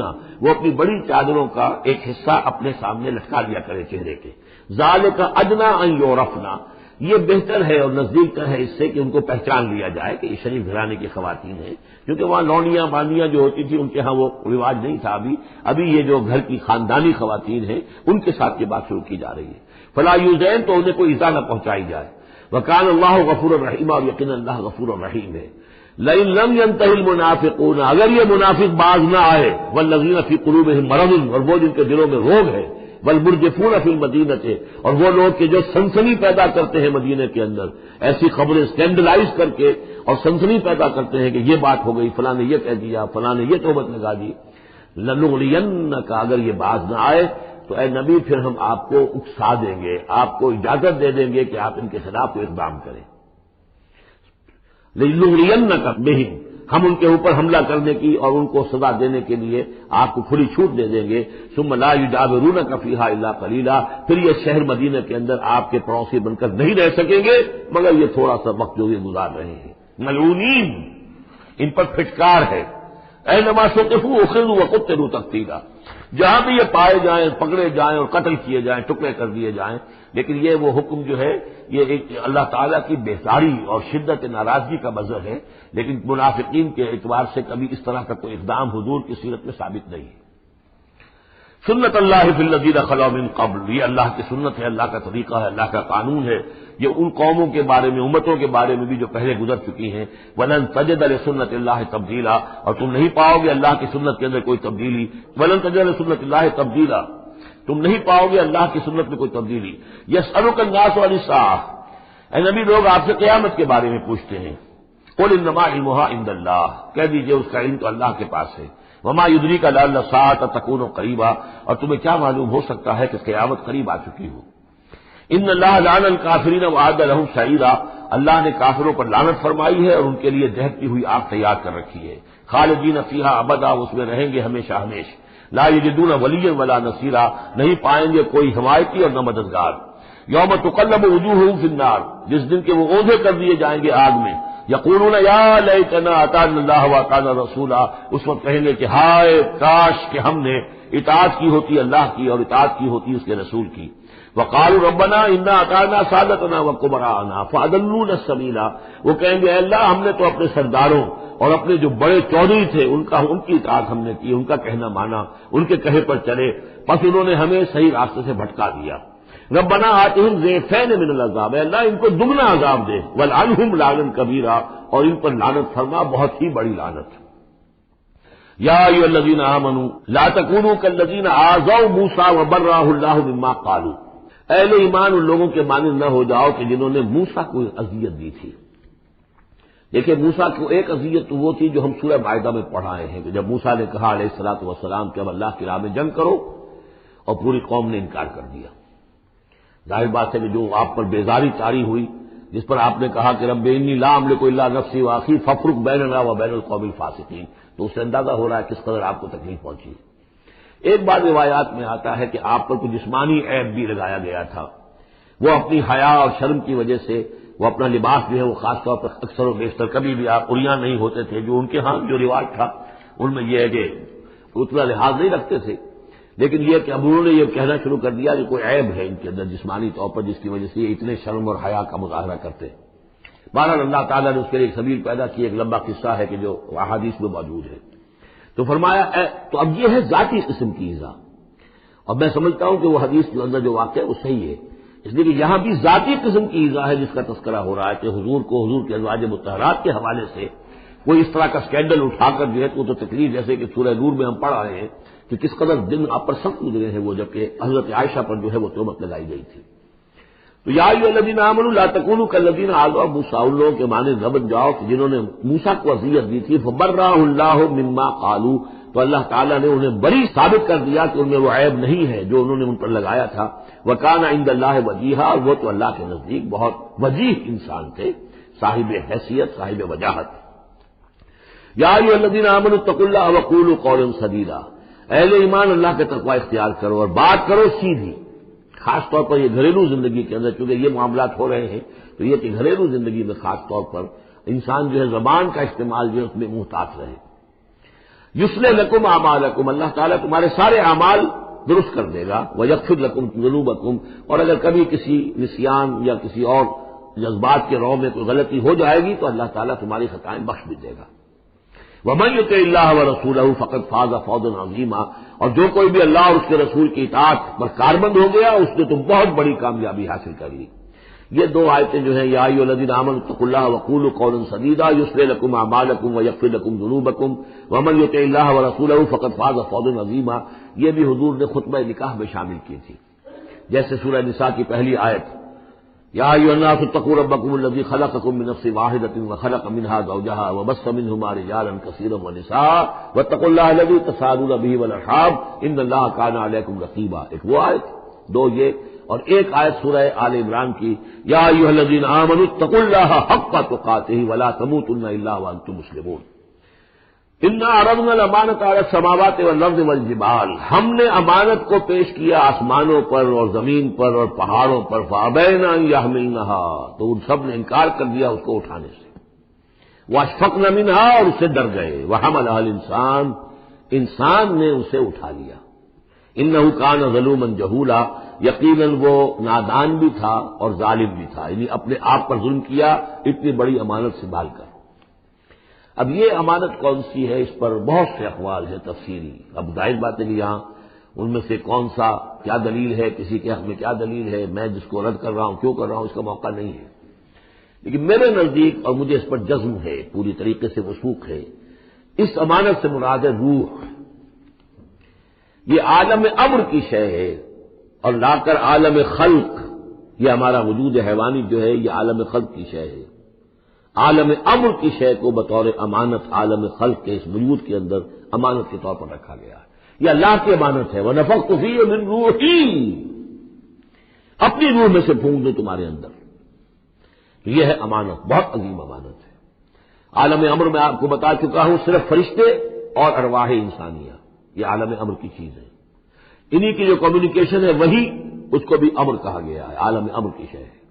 باقی جتنے بھی ہیں یہ جنات ہوں یا جو بھی حیوانات ہیں، ہمارا بھی جو جسد حیوانی ہے وہ جو ہے عالم خلق کی شے ہے، اور یہی شے ہے اصل میں وہی جس کی بنا پر کہ انسان مسجود ملائک بنا ہے، یہ جو روح ہے اسی کی بنا پر مسجود ملائک ہے، اسی کے بنا پر خلافت ملی ہے، اسی کے بنا پر وحی کا یہ محبت بنا ہے کہ وحی اس کو آ سکتی ہے، جنات کے ہاں وحی نہیں ہے، ان میں روح نہیں ہے، وحی نہیں ہے، کوئی نبی جنات میں نہیں بھیجا گیا، بلکہ انسانوں ہی میں جو نبی آئے انہی کی پیروی جو ہے وہ جنات بھی کرتے رہے، اور یہ جو روح کے بھوکے جانے سے پہلے یہ کیفیت تھی وہ تھا ظلوم اور جہول، یہ میں سمجھتا ہوں کہ انسان کا جو حیوانی وجود ہے جو میں نے کئی مرتبہ سے پہلے بیان کیا اس میں تو کمزوری ہے، خلق الانسان من عجل، خلق الانسان ضعیفا، انسان جو ہے وہ تو اس کی فطرت، اس کی خلقت کے اندر عجلت پسندی بھی ہے، انسان کمزور پیدا کیا گیا ہے، یہاں ظلم اور جہول کہا جا رہا ہے۔ اگر تو صرف حیوان انسان ہوتا اور اس میں روح خداوندی نہ پھونکی گئی ہوتی تو ظلم اور جہول تھا، لیکن روح خداوندی پھونکے جانے کے بعد اب صورت وہ نہیں ہے، اسی لیے فرمایا گیا والتین والزیتون وطور سینین وہذا البلد الامین لقد خلقنا الانسان فی احسن تقویم ثم رددناہ اسفل سافلین۔ ہم نے پیدا کیا انسان کو تو سب سے پہلے پیدا کیا تھا ارواح کی شکل میں، وہ احسن تقویم بلند ترین رتبے کی شے، لیکن پھر اسے لوٹا دیا ہے نچلوں میں سب سے نیچے، یعنی جنات سے بھی نیچے چلا گیا انسان۔ کیوں چلا گیا؟ کہ اس کا یہ جسد حیوانی جو ہے ان سے کمتر ہے، اس میں یہ ڈال دی گئی روح۔ تو یہ ہے وہ امانت میرے نزدیک، واللہ اعلم۔ لیعذر اللہ المنافقین والمنافقات، اس امانت ہی کا اب یہ ظہور ہوگا۔ اس کا نتیجہ کیا نکلے گا؟ جو اس امانت کا حق ادا کرے گا اس کے لیے اللہ تعالیٰ کے لیے روح و ریحان و جنت نعیم، جو اس امانت میں خیانت کرے گا، اس کا حق ادا نہیں کرے گا، وہ حیوانی بن کر رہ جائے گا، حیوانی خواہشات اور حیوانی ہی داعیاتی کا تابع فرمان بن کر رہ جائے گا۔ اس نے گویا کہ خیانت کی اس امانت میں، اس کے لیے لیعذب اللہ المنافقین والمنافقات والمشرکین والمشرکات، تاکہ نتیجہ یہ نکلے کہ اللہ عذاب دے منافق مردوں کو، منافق عورتوں کو، اور مشرک مردوں کو اور مشرک عورتوں کو۔ وَيَتُوبَ اللَّهُ عَلَى الْمُؤْمِنِينَ وَالْمُؤْمِنَاتِ، اور اللہ تعالیٰ عنایت فرمائے اور معاف کرے اور توبہ قبول کرے اور توبہ کی توفیق دے اہل ایمان مردوں کو بھی، اہل ایمان عورتوں کو بھی۔ وَكَانَ اللَّهُ غَفُورًا رَحِيمًا، یقیناً اللہ تعالیٰ غفور الرحیم ہے۔ یہ جو چوتھا گروپ تھا مکی اور مدنی صورتوں کا وہ یہاں ختم ہوا، 8 مکیات اور 1 مدنی صورت۔ صدق اللہ العظیم۔ بارک اللہ لی ولکم فی القرآن العظیم ونفعنی وإیاکم بالآیات والذکر الحکیم۔